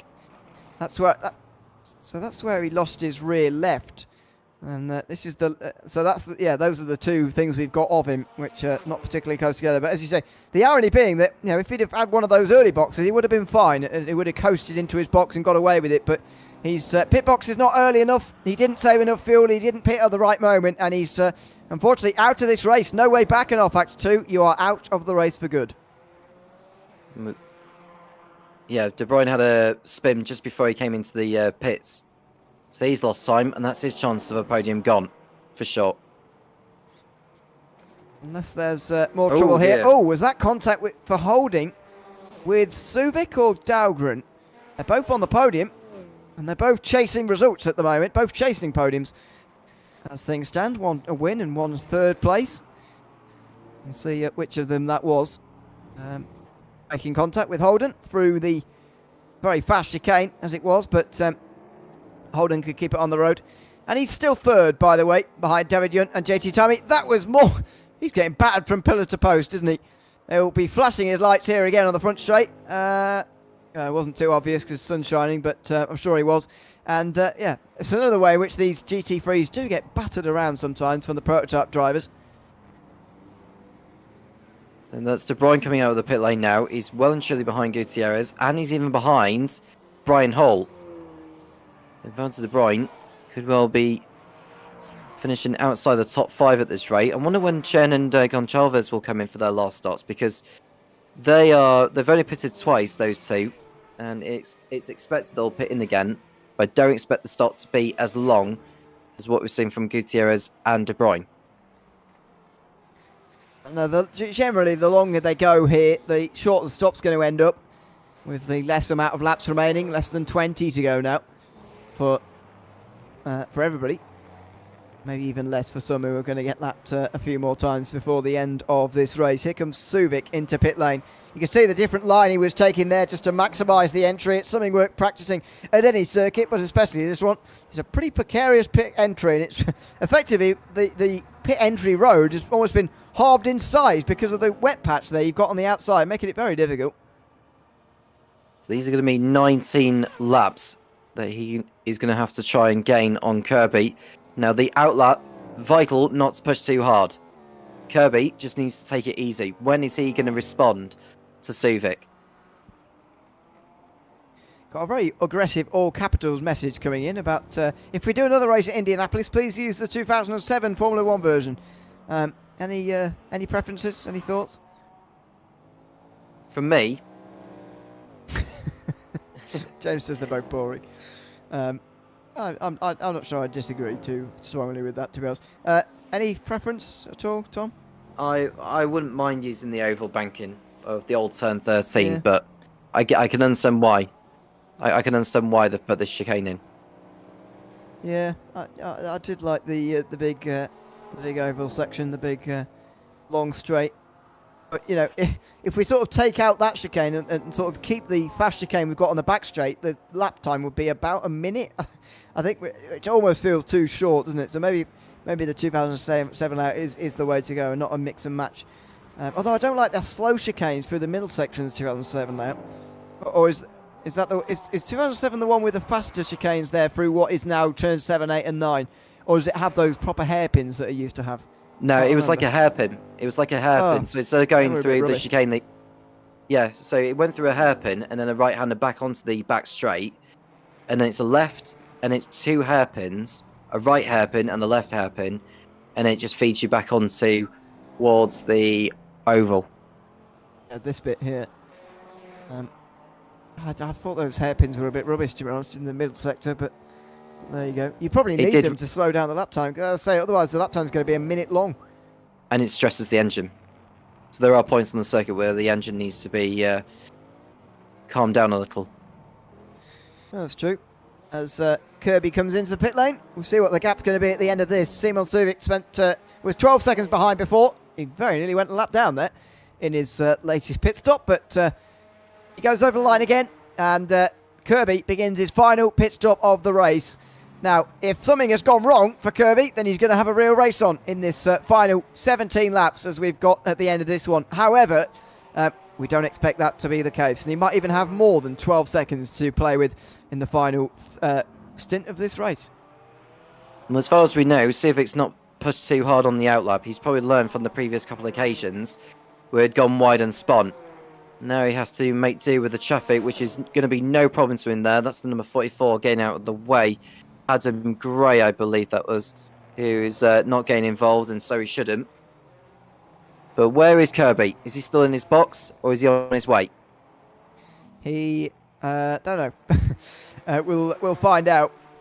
With Suvic here, you'll see the left-hand side of the screen will change from the pit graphic there to a gap at the front, and there you go. Nearly 20 seconds now, so you can see that Suvic probably spread those slightly shorter stops over the final 2, whereas Kirby just left it all for that final part. Pit stop must have been, at least the sequence itself, was 6 seconds quicker than what we saw for Timo Suvic, and that is a gap that you'd imagine Kirby can nurse to the end of this race. A bigger margin And so Kirby should have this one sewn up with there being 17 laps remaining. Is Dahlgren going to hold on to the podium? I think he will do now, because I think he made his last stop, didn't he? Magnus Dahlgren. And so he has done. He's on course for that podium finish. Now, that penalty that Gutierrez got for speeding in the pit lane has cost him. Very much has, yeah. Although Dahlgren does have to stop, doesn't he? Or does he? He's done 3 pit stops, or so the time page says. Well, yeah. It says Suvic's done 2. So again, I'm not going to believe that because, well, we know that Suvic has done more than 2. I think Dahlgren still has a stop to go here. He went quite late last time, if I remember. So it's going to be a very short stop. And, yeah, maybe, as you say, it is going to have cost Gutierrez his podium place, but I don't think it's quite going to be that simple. De Bruyn's spin a few moments ago means he's 25 seconds behind Gutierrez and actually under pressure from John Uyen, actually, for 5th. That will be De Bruyn's final part of the race, his primary focus, anyway, in this final part of the race. For Gutierrez and Dahlgren, they'll be fighting for 3rd and 4th. They've split off into 2 pairs. Well, Dahlgren's back on the lead lap now after Kirby made his last trip to the pit lane. So you could be right, actually, Ewan, that Dahlgren is due to be in the pit lane. But I suppose when he comes back out, A, it'll be a shorter fuel stop, and B, he'll be on fresher tyres. Yep. Yep. That is, if he changes them, maybe he makes the stop even shorter by not changing them because there's so little laps in this race left. I mean, we just don't know what he's going to do at the moment, but it does seem that the tyre changes are costing a lot of time, and they are necessary because this track's warming up now, and it's not the nicest on tyres anyway. But it's so close to the end. Maybe he's just going to soldier on with the current tyres, and maybe he's just a splash and dash later on here. Suvic in P2. Heading back towards the oval once more. I think that's is that John Mayer directly behind him though, who's a lap down. Or is that Jerry Chen? I can't really tell. Their cars are so similar to each other. Looking at it, I think it's Mayer. I'm looking on the track map. I think it is Mayer who is behind Suvic, a lap down. He is chasing after Goncalves, who I think he's expected to pit in again. Although, correct me wrong, unless Goncalves is trying to do a blinder of a strategy to take 2nd position. Yeah, well, I think, yeah, you're right. It is Mayer behind. Just to clean up Hypercar Ram, by the way, Jerry Chen looks like he is going to gain some significant points tonight on John Mayer. Maybe when you've got a 51-point gap, you need a bit more than a first to 3rd gap. However, it's something for Jerry Chen to cling on to, and the first time they've both been at a race since Sebring, where he's gained points. Sebring was on the 22nd of March. It's a very, very long time ago for Jerry Chen. Kirby looks like he's going to take his 7th victory in 10 races. 7th in 9, effectively, because he didn't win the first one. It's a dominant season from him as he moves now to get the biggest championship lead of anybody, actually. It's going to go to well over 70 points at the end of today. David Yunt is going to gain points on JT Tummy. At the moment, those two are 16 seconds apart, and I think for the first time, maybe not the first time this season for David Yunt, but, one of the first times anyway. Yunt has only won once when JT Tummy has been here. That was at Imola. He's won the 2 times he's not been here, but, this is a legitimate beating of JT Tummy in this race. He's, fair and square, beating him in this race, especially in the dry period. It was a lot quicker once this track dried out in the Mercedes. Is Tommy still in the pit lane, or is the timing tower behaving all funny? It's gone off. It is. He's out the pit lane. He's 16 seconds behind. There you go. Yeah, 16 seconds off. Is Tommy. So it looks like that battle's pretty much sewn up. In regards to Meyer and Gray, that battle's more or less done and dusted. So it feels like we're set for the finish. The closest battle we've got on circuit, it probably has to be between Chen and Goncalves or Mayer and Hall. That's the closest we've got. We've got 3 seconds between De Bruyn and John Uyen as well. So, yeah, there's a few with gaps, but we're sort of waiting for Dahlgren to come in, really, to figure himself out here, whether he's going to be... Because, we've had 2 on the lead lap for some time now. I can't believe that Dahlgren's got himself back on the lead lap again compared to Kirby in these final moments. I think he's just saved fuel rather well. And if he's Doesn't have to stop again, though. That's an amazing job of fuel saving. What I think is probably going to happen here is a very short final stop for Dahlgren, where maybe even he doesn't take tyres and he tries to hold on from Gutierrez for third. But as you said earlier, Tom, that speeding penalty is starting to come back to haunt him now. That driver who was leading this race early on in the rain earlier. Well, if Dahlgren is going to make that last trip to the pits with the fuel, there's no way he's going to keep hold of that third place ahead of Gutierrez. You know, even with even with fuel alone, it's just no way he's going to be able to come back out ahead of him. He'll get out in front of De Bruyne because of De Bruyne having that spin earlier. He's got enough in hand over him. But if Dahlgren is going to make it to the end, if he is running short on fuel, two options: go back down a lap on the leader to save him having to do another lap, or B, or perhaps both actually, slow down and ease off on the throttle to save fuel. Yeah, he might well be employing that. Might well have been employing that for some time in this race. Been a longer race than perhaps some expected here today. 100 laps here at Indianapolis. I think this for the points is going to count as a 90-minute plus race. Although I'm not sure. Generally, we follow a real-life calendar of IMSA and WC races. The longer IMSA races and all of the World Endurance Championship races generally are followed. And I think despite this is a 6-hour race in real life, I think all of the IMSA races are going to be over 90-minute point scores. So 38 for a win, 27 for second, 23 for third, and so on and so on. It's effectively 1.5 times more points than what you'd normally get for Daytona and Le Mans. There's more points added, as we know, but those are already in the past. Those big scoring races already in the past. Gutierrez is in again, meantime, and that's wide for John Uyen. In his newfound top 5, he goes into the grass slightly. Gutierrez comes in, but and so does Dahlgren, but Dahlgren won't be worrying about Gutierrez anymore because surely that's going to be third place now for Magnus Dahlgren with that late pit stop for the Peugeot. That's a shame for former race leader Johnny Gutierrez, who now comes out again. He's behind Chen and Gonçalves.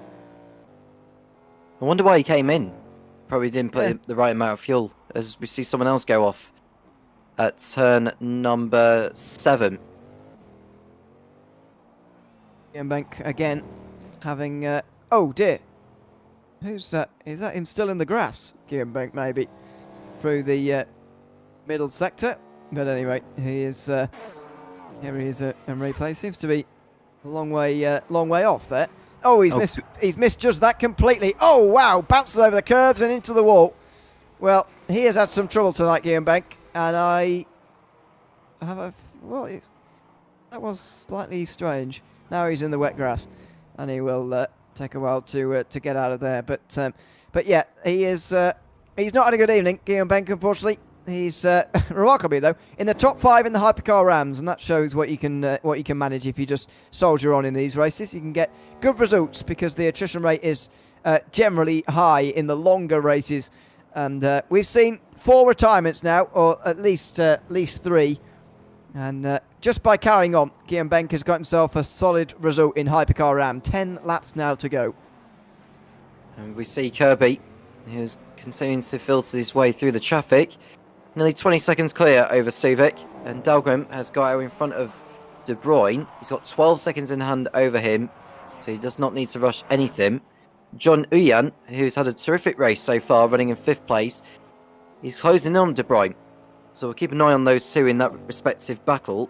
Now the gap in terms of, or the comparison on the lap times, Uyan lost time because he went too deep into turn 1. And, you know, he's dropping back a little bit, although Joey Chen, running in 6th place, is far enough ahead of finishes Gonçalves. Gutierrez down to 8th after his final stop. And that's a gut-wrenching one for him after leading earlier on this afternoon. Look at him there, down in 8th place. He came out not far behind Gonçalves, and so I was expecting him to at least try and get past the Hypercar Rams, but that doesn't even look like happening at the moment. in Hypercar. And by the way, John Mayer with that last stop has dropped to 4th place, which means Chen could be gaining 20 points back from that 51 disadvantage at the end of the day. And don't forget as well, you know, I've been talking sometimes tonight about some of these championships basically being over before they really are. You know, in Hypercar, Kirby's getting a big lead, but you know, these 3 of these final 4 races are extended points scoring races. So it's normally 25 for a win in 90-minute race, effectively following the F1 point system actually for the 90-minute races. But it's 1.5 times points for races longer than 90 minutes. We've only got 1 more of those 90-minute races to go, and that's in 2 weeks' time. 3 out of the 4 are extended points, and so 1st to 4th is a 20-point gain for the driver who finishes in 1st place.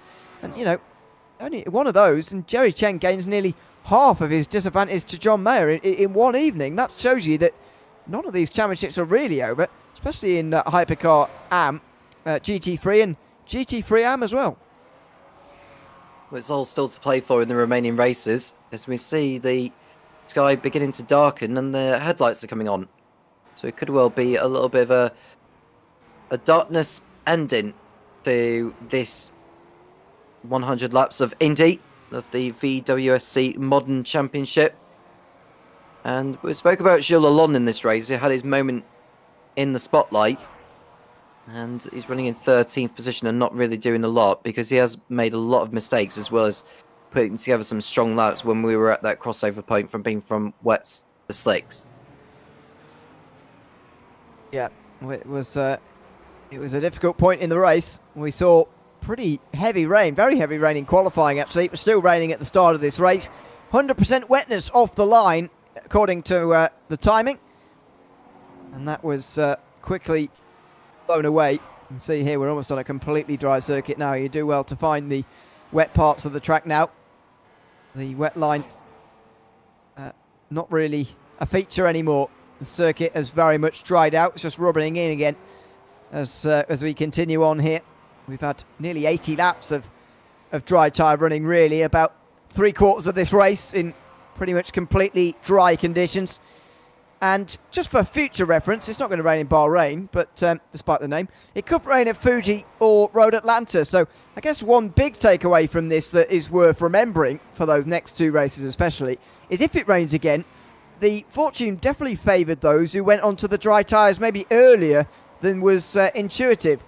We saw Gilles Lalonde gain a lot of time out of that, and I wonder whether some drivers may well take that learning forward into a future wet weather race that we may have in the next couple of rounds. Well, a lot of them will have learnt quite a bit, and if Dan Herlock and Cameron Barker are coming back in the forthcoming rounds, and they've not had any wet weather run in practice, they're going to be at a disadvantage to Dan Kirby and that, aren't they? Yeah. I suppose so. I mean, just depends how much driving in the wet weather they've been doing elsewhere. That's the only other thing you'd say. You know, there's nothing like race experience, as you point out, but you know, there may well be some wet weather experience there. Worth remembering, I don't know what it's like when you were a driver, but when I was a driver, I mean, everybody practiced in the dry all the time and was surprised / annoyed when it was raining because people just weren't expecting it. Now, forecasts here make it a little bit easier than in other sims, I suppose. The way we do the rain here, I suppose iRacing and RF2 you do get a bit of an idea, but in other sims it's less prevalent, and everybody practicing in the dry, not very many in the wet, so I guess it might just catch everybody off guard again when it comes out again, who knows. Not long to go here at Indianapolis then, as we just see the laps continuing to wind down. Dan Kirby on his way to pick up another win. It'll be his 7th of the season. He's 5th in the last 6 rounds, if I remember correctly. But Suvik will be encouraged by this performance. I know maybe he didn't come away with the result they wanted there, but this has been a more encouraging race here from Suvik than we have seen in previous rounds, don't you think? Yeah, it's certainly been an encouraging performance from Timon Suvik, that is for sure. As Gutierrez gets pretty close here to a move on the fellow Peugeot. Gonçalves just in front. But yeah, it's been a very good race from Subic, and if he can replicate this kind of pace, then they'll be having a very good remainder of the season as well. He's not actually finished on the podium yet this season at all. Best placing of 4th so far. That was all the way back in Imola. I think it was in May, wasn't it? April? Yeah, early April. So it's a very long time ago since he's been anywhere like this. And now there's lap traffic for this group as well. That might have been Guillaume Benck again, just off the road, just in front of these guys. Gutierrez right in behind Gonçalves. 5 laps to go officially as Kirby's not far in front of these guys. The last lap's going to sneak up on these guys very quickly indeed. They're going to end up doing 98 laps of this race because they're 2 down. But Gutierrez wants to get past Gonçalves here. The 2 Peugeots battling on the final 5 laps of this race. Well, at least Gutierrez has got something he can fight for as he closes in on Goncalves for P7. And he's got 5 more seconds to make up on Jerry Chen. Now, can Gutierrez get a mood on it? He needs to do it really on this lap if he can help it. Get a good run out of the last corner and sail by the Hypercar AM driver of Goncalves, who's in basically the same machine as Gutierrez. As Gutierrez, he thought about going for it, but slotted back in. It was too risky. Yeah, it was. Not much space in the inside there at turn 7. The curb really juts out quite nastily. It's quite a severe curb as well, so you don't really want to be fighting with it. And he tries again somewhere else. The very wide run there around the outside in the Lexus. Is that Meyer maybe is leading in GT3 AM, is trying to stay out of everybody's way here and let this battle go through the final sector. They go as well. Now the cloud's really coming over and the track temperature starts to nosedive, or will start to in these final minutes. Not that really matters at this stage in the race. Onto the front straight they go again, into the slipstream of that Toyota in front of them. They're putting a lap on that car. I think it's Matthew Buys who's 3 laps down at the moment, but not too much slower than them, so not needing to jump out the way at the moment. Gonçalves and Gutierrez going to have to fight their way through, and that's just going to prevent, or at least it is preventing Gutierrez at the moment from actually making a move. Well, this is the slipstream that Goncalves was able to make the most of. Boyce ahead has allowed him to keep hold of the place, and now there's another car in front that could play its role. And is that another one of the? It's a Hypercar. Is that Gilles Lalonde? Yep. So yeah. God, they're very, very similar, aren't they? They are, yeah. Gutierrez and Lalonde very, very similar indeed, and all the teammates are really. But there you go. That's what teammates are like. So we just have to learn the numbers and learn the names. But there we go into the final corners again. Pretty much a replay, isn't it? This only with Overton in front of them this time round, as well as Matthew Buys, who's well, this just is ahead. A lot closer. It is a bit closer, yeah, as they come out of the final corner. And there's the traffic that might well seal the deal here. Oh, through the middle. Gonçalves goes through the middle. Second place in Hypercar RAM, but of course trying to stay in 7th overall here. But Gutierrez has got a better run anyway. Slipstream down in towards turn number 1. And he might well take the place. It's for an overall position here. Don't forget, he's on the inside line. And, squeezes around the outside at turn 2. But he gets the move done. And Gutierrez up to 7th place. That was 3 wide for a moment, and despite Gonçalves' spectacular lappery there, it wasn't quite enough for him to keep the position. No, and I think from the moment he was alongside of the apex, it was game over. And Gonçalves, a couple of corners after, just trying to make a move of his own to put Gutierrez off, but Gutierrez clearly wasn't having any of it. He's got 4 seconds to make up on Cherry Chen. I don't think he's going to have time, is he? Don't think so. Kirby's about to get 2 laps to go, by the way. Leading by nearly 30 seconds. That gap's really starting to balloon now. He's weathered the storm and he's going to go on and win here. Once again at Indianapolis, his winning streak came to an end at Interlagos, at Circuit of the Americas. It's the word I'm looking for. At the end of that race with Robin Moling, as we know. Unfortunately, Moling not here today, which is a shame. Would have been nice to see him back again, fresh off his victory, but I'm not sure the Valkyrie had race-winning speed here tonight. But it doesn't matter what track we're at, Daniel Kirby has race-winning speed. And despite the fact that Cadillac wasn't the best car to have in the rain, he is leading again at the moment in the dry as Gonçalves jumps over the curbs on the inside there. He looks like he's going to finish second, and Jerry Chen out front is going to win in the Hypercar AM class. He's still under pressure though. He can't afford to make any mistakes as we approach now the final lap of this race. Nearly 100 laps complete here from Indianapolis, and what a great race it has been. We've been treated to a nice one here at Indianapolis.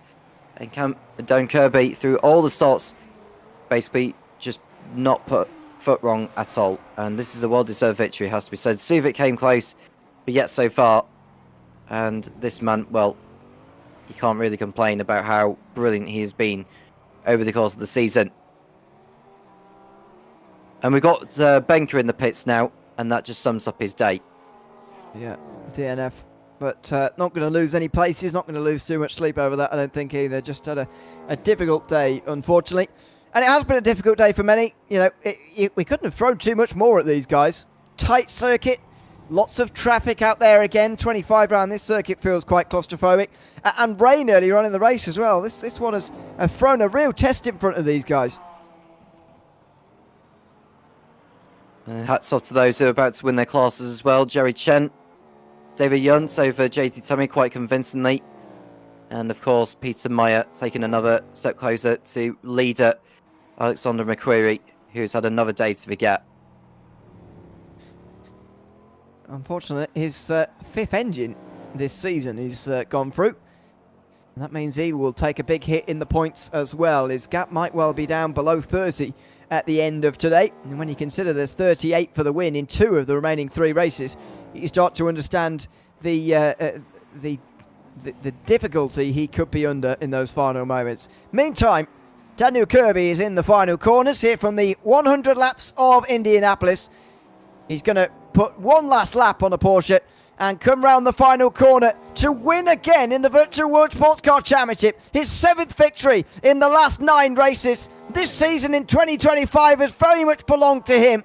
And despite pressure from Gutierrez and Suvic, especially in the wet weather conditions earlier on, he is going to be a well-deserved race winner. In the background, Jerry Chen has just come over the line. He's going to take the victory in Hypercar AM, and a much-needed one as well. Gains about 20 points on John Mayer to close in from 51 points behind in the championship to just over 30 behind. That was very, very important for him. And speaking of closing in on the championship, David Yunt is going to come across the line in the not-too-distant future to seal his victory here tonight as well. In fact, he already has done. He's just come over the line now, about 3 or 4 seconds in front of JT Tummy. He was quite close at the end, but important for David Yunt to win here. He needed to gain some points back on JT Tummy for the 2nd week in a row after Tummy missing out at Circuit of the Americas. He was here today, but he was no match for David Yunt, who wins for the 2nd round in a row. And further behind, Peter Meyer comes over the line in GT3, and he takes the victory that will take him closer to the championship leader as well. As I mentioned, the gap will be less than 30 points that Alexander McQuarrie holds over the rest of the field. All 4 of our class winners already across the line. And yeah, what a great day it was for those, other than Daniel Kirby, of course, those not leading the championships in 4 of our classes today. And Kirby enjoying the moment with some donuts around the circuit. Another giant step towards the title, and if he does go on to win it, it's thoroughly deserved for this man. It's just, can Toyota or Aston Martin get anywhere near the Cadillacs? Well, they did at points today. Aston Martin did last time out, and the Toyota and Peugeot did today. So it is possible. But over the course of a race distance, Daniel Kirby was just too good, and he wins here at Indianapolis on the lead lap only with Timon Suvic, who challenged him there, but ends up about 30 seconds behind. Dahlgren was 1 lap down, but it's 2 podiums for the Toyota at least. Raj de Bruyn and John Uyen round out the top 5, with Jerry Chen winning in the Hypercar AM class. Vinicius Gonçalves with him at 2nd, ahead of Johnny Gutierrez, Brian Hall. Matthew Bruce runs out the top 3 in Hypercar AM, and the top 10 overall. 11th went to John Mayer, who was lost points tonight. Michael Locke, Gilles Lalonde there next as well, with Guillaume Benck not crossing the line, but he finishes 14th overall. David Yunt wins in the GT3 class ahead of JT Tummy, with Peter Meyer, the GT3 AM winner. Holden was on the podium in GT3 with Gray 2nd in AM. Matthew Overton rounds out the top 20, 3 laps down on the class leader. Mike Bruce did get to the end despite a long delay in the garage. Same for Ryan Pulbert Reyes. George Angelidis and Sean Kelly were 2 of our retirements fairly early on in that race. And that this doesn't show Alexander McQuarrie, for whatever reason. He had an engine blow as well throughout that one. So that is your race. Let's have a quick chat to some of our drivers who were a part of it, starting with David Yunt, who wins in the GT3 class here tonight at Indianapolis. David, welcome in and congratulations on your second race victory in just 2 rounds. But this one, of course, came with your main championship rival in the session as well. This one must feel even sweeter than the one 2 weeks ago. I mean, Elko was probably could have been here, but he wasn't, so it could have been 2 fast drivers, really. Yeah, I am. I mean, all the time we talk about rain, and I'm like, oh, it's not coming, And finally, there it is, and kind of, made my strategy a bit more difficult because I had one planned for the race that was a bit more, I don't know, adventurous maybe, and the other one was a bit more the conservative. And with the rain in the way, it was a bit difficult to say if we could, switch over to a more dryish strategy. And in the end, it's just that JT kind of anticipated or already had like a similar strategy and jumped me. And then it was very difficult to get back in the rhythm because you go from near full rear wing and rain tires to dry tires and really low wing setup. So I was struggling a bit on the first 2 laps and the gap got a bit bigger. But in the end, I managed to gain time back to him again. I was behind him, was trying to pass. When it was nearly past, there was also hypercars in the way, and I kept dropping back. And then one time I had a really good run, and then I could finally get it and drive away a bit. Always with a careful line rear mirror because it was not very easy, to be honest. It's a shame that Reyes had a bad race because his car looked really good in the wet, and it was difficult to not driving away at all. But it was a tough race, and to be honest, I made a strategic decision on my last, or even the second last, if you want. That was adventurous and maybe a bit too, optimistic, or rather, it was not necessary, and I could have done it or tried, but it just made the last part even more difficult because the car was really starting to go, and I could at any moment. I mean, with the hypercar so close and with slight loss of traction, could have been easily off the track and such. But I just had enough in the tire, just had enough to get the car around the turns. And George said it was a big gap, but I would protest against that because it was rather difficult to actually bring it home. Well, congratulations on doing just that and winning the race here tonight from Indianapolis. Is there anybody you'd like to give a shout out to before we let you go tonight? Yeah, I've sent the broadcast to several people out, to some friends, and if they watched or if they're still seeing this here, then I'm glad they tuned in and watched it. And also greets to Brian, who wasn't here for the team, so I was driving alone, and to Blackhawk again. So yeah, as a team entry. Thanks. Well, congratulations again, David, on your second win in a row, and thanks for chatting to us at the end of the race as well. No problem. Thank you very much. David Yunt there, first place in GT3 and closing in the championship. That's the first time he's taken a double win, by the way, consecutive wins in 2025. Let's speak now to the overall winner then, shall we? Daniel Kirby wins in Hypercar and overall. Daniel, welcome in and congratulations on winning the 100 laps of Indianapolis here today. That was a very difficult start to the race, it looked like, to be in the Cadillac compared to the Peugeot and the Toyota, which did very much seem to have the upper hand. Let's talk about the rain period first. Did you find that part difficult? Or was it the car finding it difficult? Or was it as you expected? How did it go? All three. I kind of expected those four-wheel drive cars have a huge advantage in the rain because they can actually put the power down and have traction. That's kind of one of the Cadillac's weaknesses is traction. So I knew it was going to be really difficult, but I was somehow still able to keep up with them in that rain phase. And then eventually, I think Civic made like a mistake or something, and I got through. And then Johnny caught up to me too. Then I made a mistake. It was that first period, first couple stints of the race were really freaking difficult. And as it was drying out in the first stint of dry conditions as well, or pretty much dry weather. Timon Subic gained a lot of time on you. I'm not sure if you noticed quite the extent to which he'd closed in, but he passed Gutierrez, and by the end of the stint was about 8 seconds behind, and then it stayed the same for the next 2 stints in a row. But were you ever concerned at any stage that, that gap would come down to 0 and you'd actually end up battling for the lead here at the end of this race? Oh yeah, I was sweating buckets. I thought he was going to catch me and pass me, because I had gotten hit into turn 1 by a GT3, so I had quite a bit of rear damage. So the car balance was just like thrown out the window, and it was really difficult to drive. It was killing its rear tires. So yeah, he made up. I think the gap was 20 seconds when he passed Johnny, and then it's down to like 7 or 8. And I was almost convinced he was going to catch me and pass me, but I think I had to take left side tires in one of the stops about halfway, and then it kind of restored my car balance, and I could finally have some confidence in driving it again. Well, you dealt with it very, very well. Congratulations on taking your 7th victory of the year. Is there anybody you'd like to give a shout out to before we let you go? Yeah, everyone here at CMS and Subic, he was driving really, really well that race. I think he was the only person still on the lead lap. Yeah. So that was awesome racing. Yeah, certainly was. Just the two of you. Well, congratulations, Dan, on the win, as I say, and thanks for chatting to us at the end of the race. Thank you, guys. Thanks very much, Daniel Kirby, the overall winner, and a winner in Hypercar as well. In Hypercar AM, Jerry Chen takes the victory and can chat to us as well. Jerry, welcome in. Good to have you with us. Congratulations on the Hypercar AM victory. How did you navigate your way to the front here tonight? Because it was a complicated race in the Hypercar AMs with the rain and the drying periods.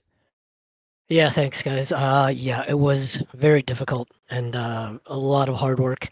First stint with the rains, I was just taking a conservative. I was like, if it's going to keep raining, I might try a 3-stop instead of the normal 4-stop. So saving fuels, just kind of being safe and not, trying not to burn out the rain tires. And then it stopped raining. I was like, well, I'm already committed to this 3-stop. I might as well try and see if it will work. And as the track dried out, everybody pitted around lap 2021 and they changed to slicks while I was on still rains. And those like 3-4 laps, I was losing buckets of time. Like Vinicius and George got their lap back on me. So I was like, oh, that's not good. So then I went in, pitted, got slicks, and came out and turned up the engine map. I was like, all right, got to push, got to catch Vinicius. So yeah, it was really tough with traffic too. So it was a good race and fun racing with Vinicius there. Could we officially say that this championship is properly on now? I mean, you've gained a lot of points on John Mayer today, and this is the first win you've had since Sebring as well. So momentum and confidence must be returning, and this could be a turning point for you in this season. Yeah, we'll see. John's been faster than me all year long, both in qual and just pure race pace. If it didn't rain today, I'm sure he would have just drove away from me. So. But yeah, it's interesting. We'll see. Vinicius is right there with us too, so it's going to be fun. Certainly will. Congratulations again, Jerry. Is there anybody you'd like to shout out before we let you go? No, just everybody CMS, and it was lots of fun. Thanks, guys, for the broadcast. Thanks very much for chatting to us again, Jerry, and congrats again on the win. Bye. That's Jerry Chen. Hypercar AM winner, I should say. Unfortunately, it doesn't look like GT3 AM winner Peter Meyer is going to join us tonight, which is a bit of a shame, but that will just be about do it from us here tonight. Tom, it was a fun race, maybe a bit longer than what was expected from... No, we've already chatted to David James. You're chatting to me behind the... I know you can't hear it on the stream. We've already chatted to David Yunt. He is absolutely miles away. Doesn't have a clue what's going on in this broadcast. But anyway, never mind. Tom, it was a fun race. 100 laps Indianapolis. That's a bit longer than expected, probably, but just about 2 hours or so, something like that. 2.5 maybe, and I mean, worth every minute of it. I thought it was a fantastic race, really tight circuit, but actually just about big enough for multi-class racing. And tight multi-class circuits do actually work rather well, and I think tonight proved that. Yeah, and it was a good mixture of the wet and dry conditions. It was a huge learning curve for the drivers with these machines. And they're going to be heading over to a racetrack where we know it is synonymous with rain, Fuji Speedway in Japan. Well, it's just about it from us. Thanks very much for everybody tuning in here tonight. It's been great to chat along with you. As always, this has been the Virtual World Sports Car Championship live from Indianapolis. We'll be back in 2 weeks' time with the 90 minutes of Fuji, which will be the third last round of this championship, and 3 of them tonight got even closer. So make sure you join us again on the JP YouTube channel and the CMS YouTube channel, wherever you found us here tonight. I've been Neil Lilly alongside Tom Cairns with James Profit behind the broadcast, and earlier on Ross Smith giving us some pre-race coverage as well. We'll see you back again in 2 weeks' time at Fuji, but for now from us, from Indianapolis, it's goodbye.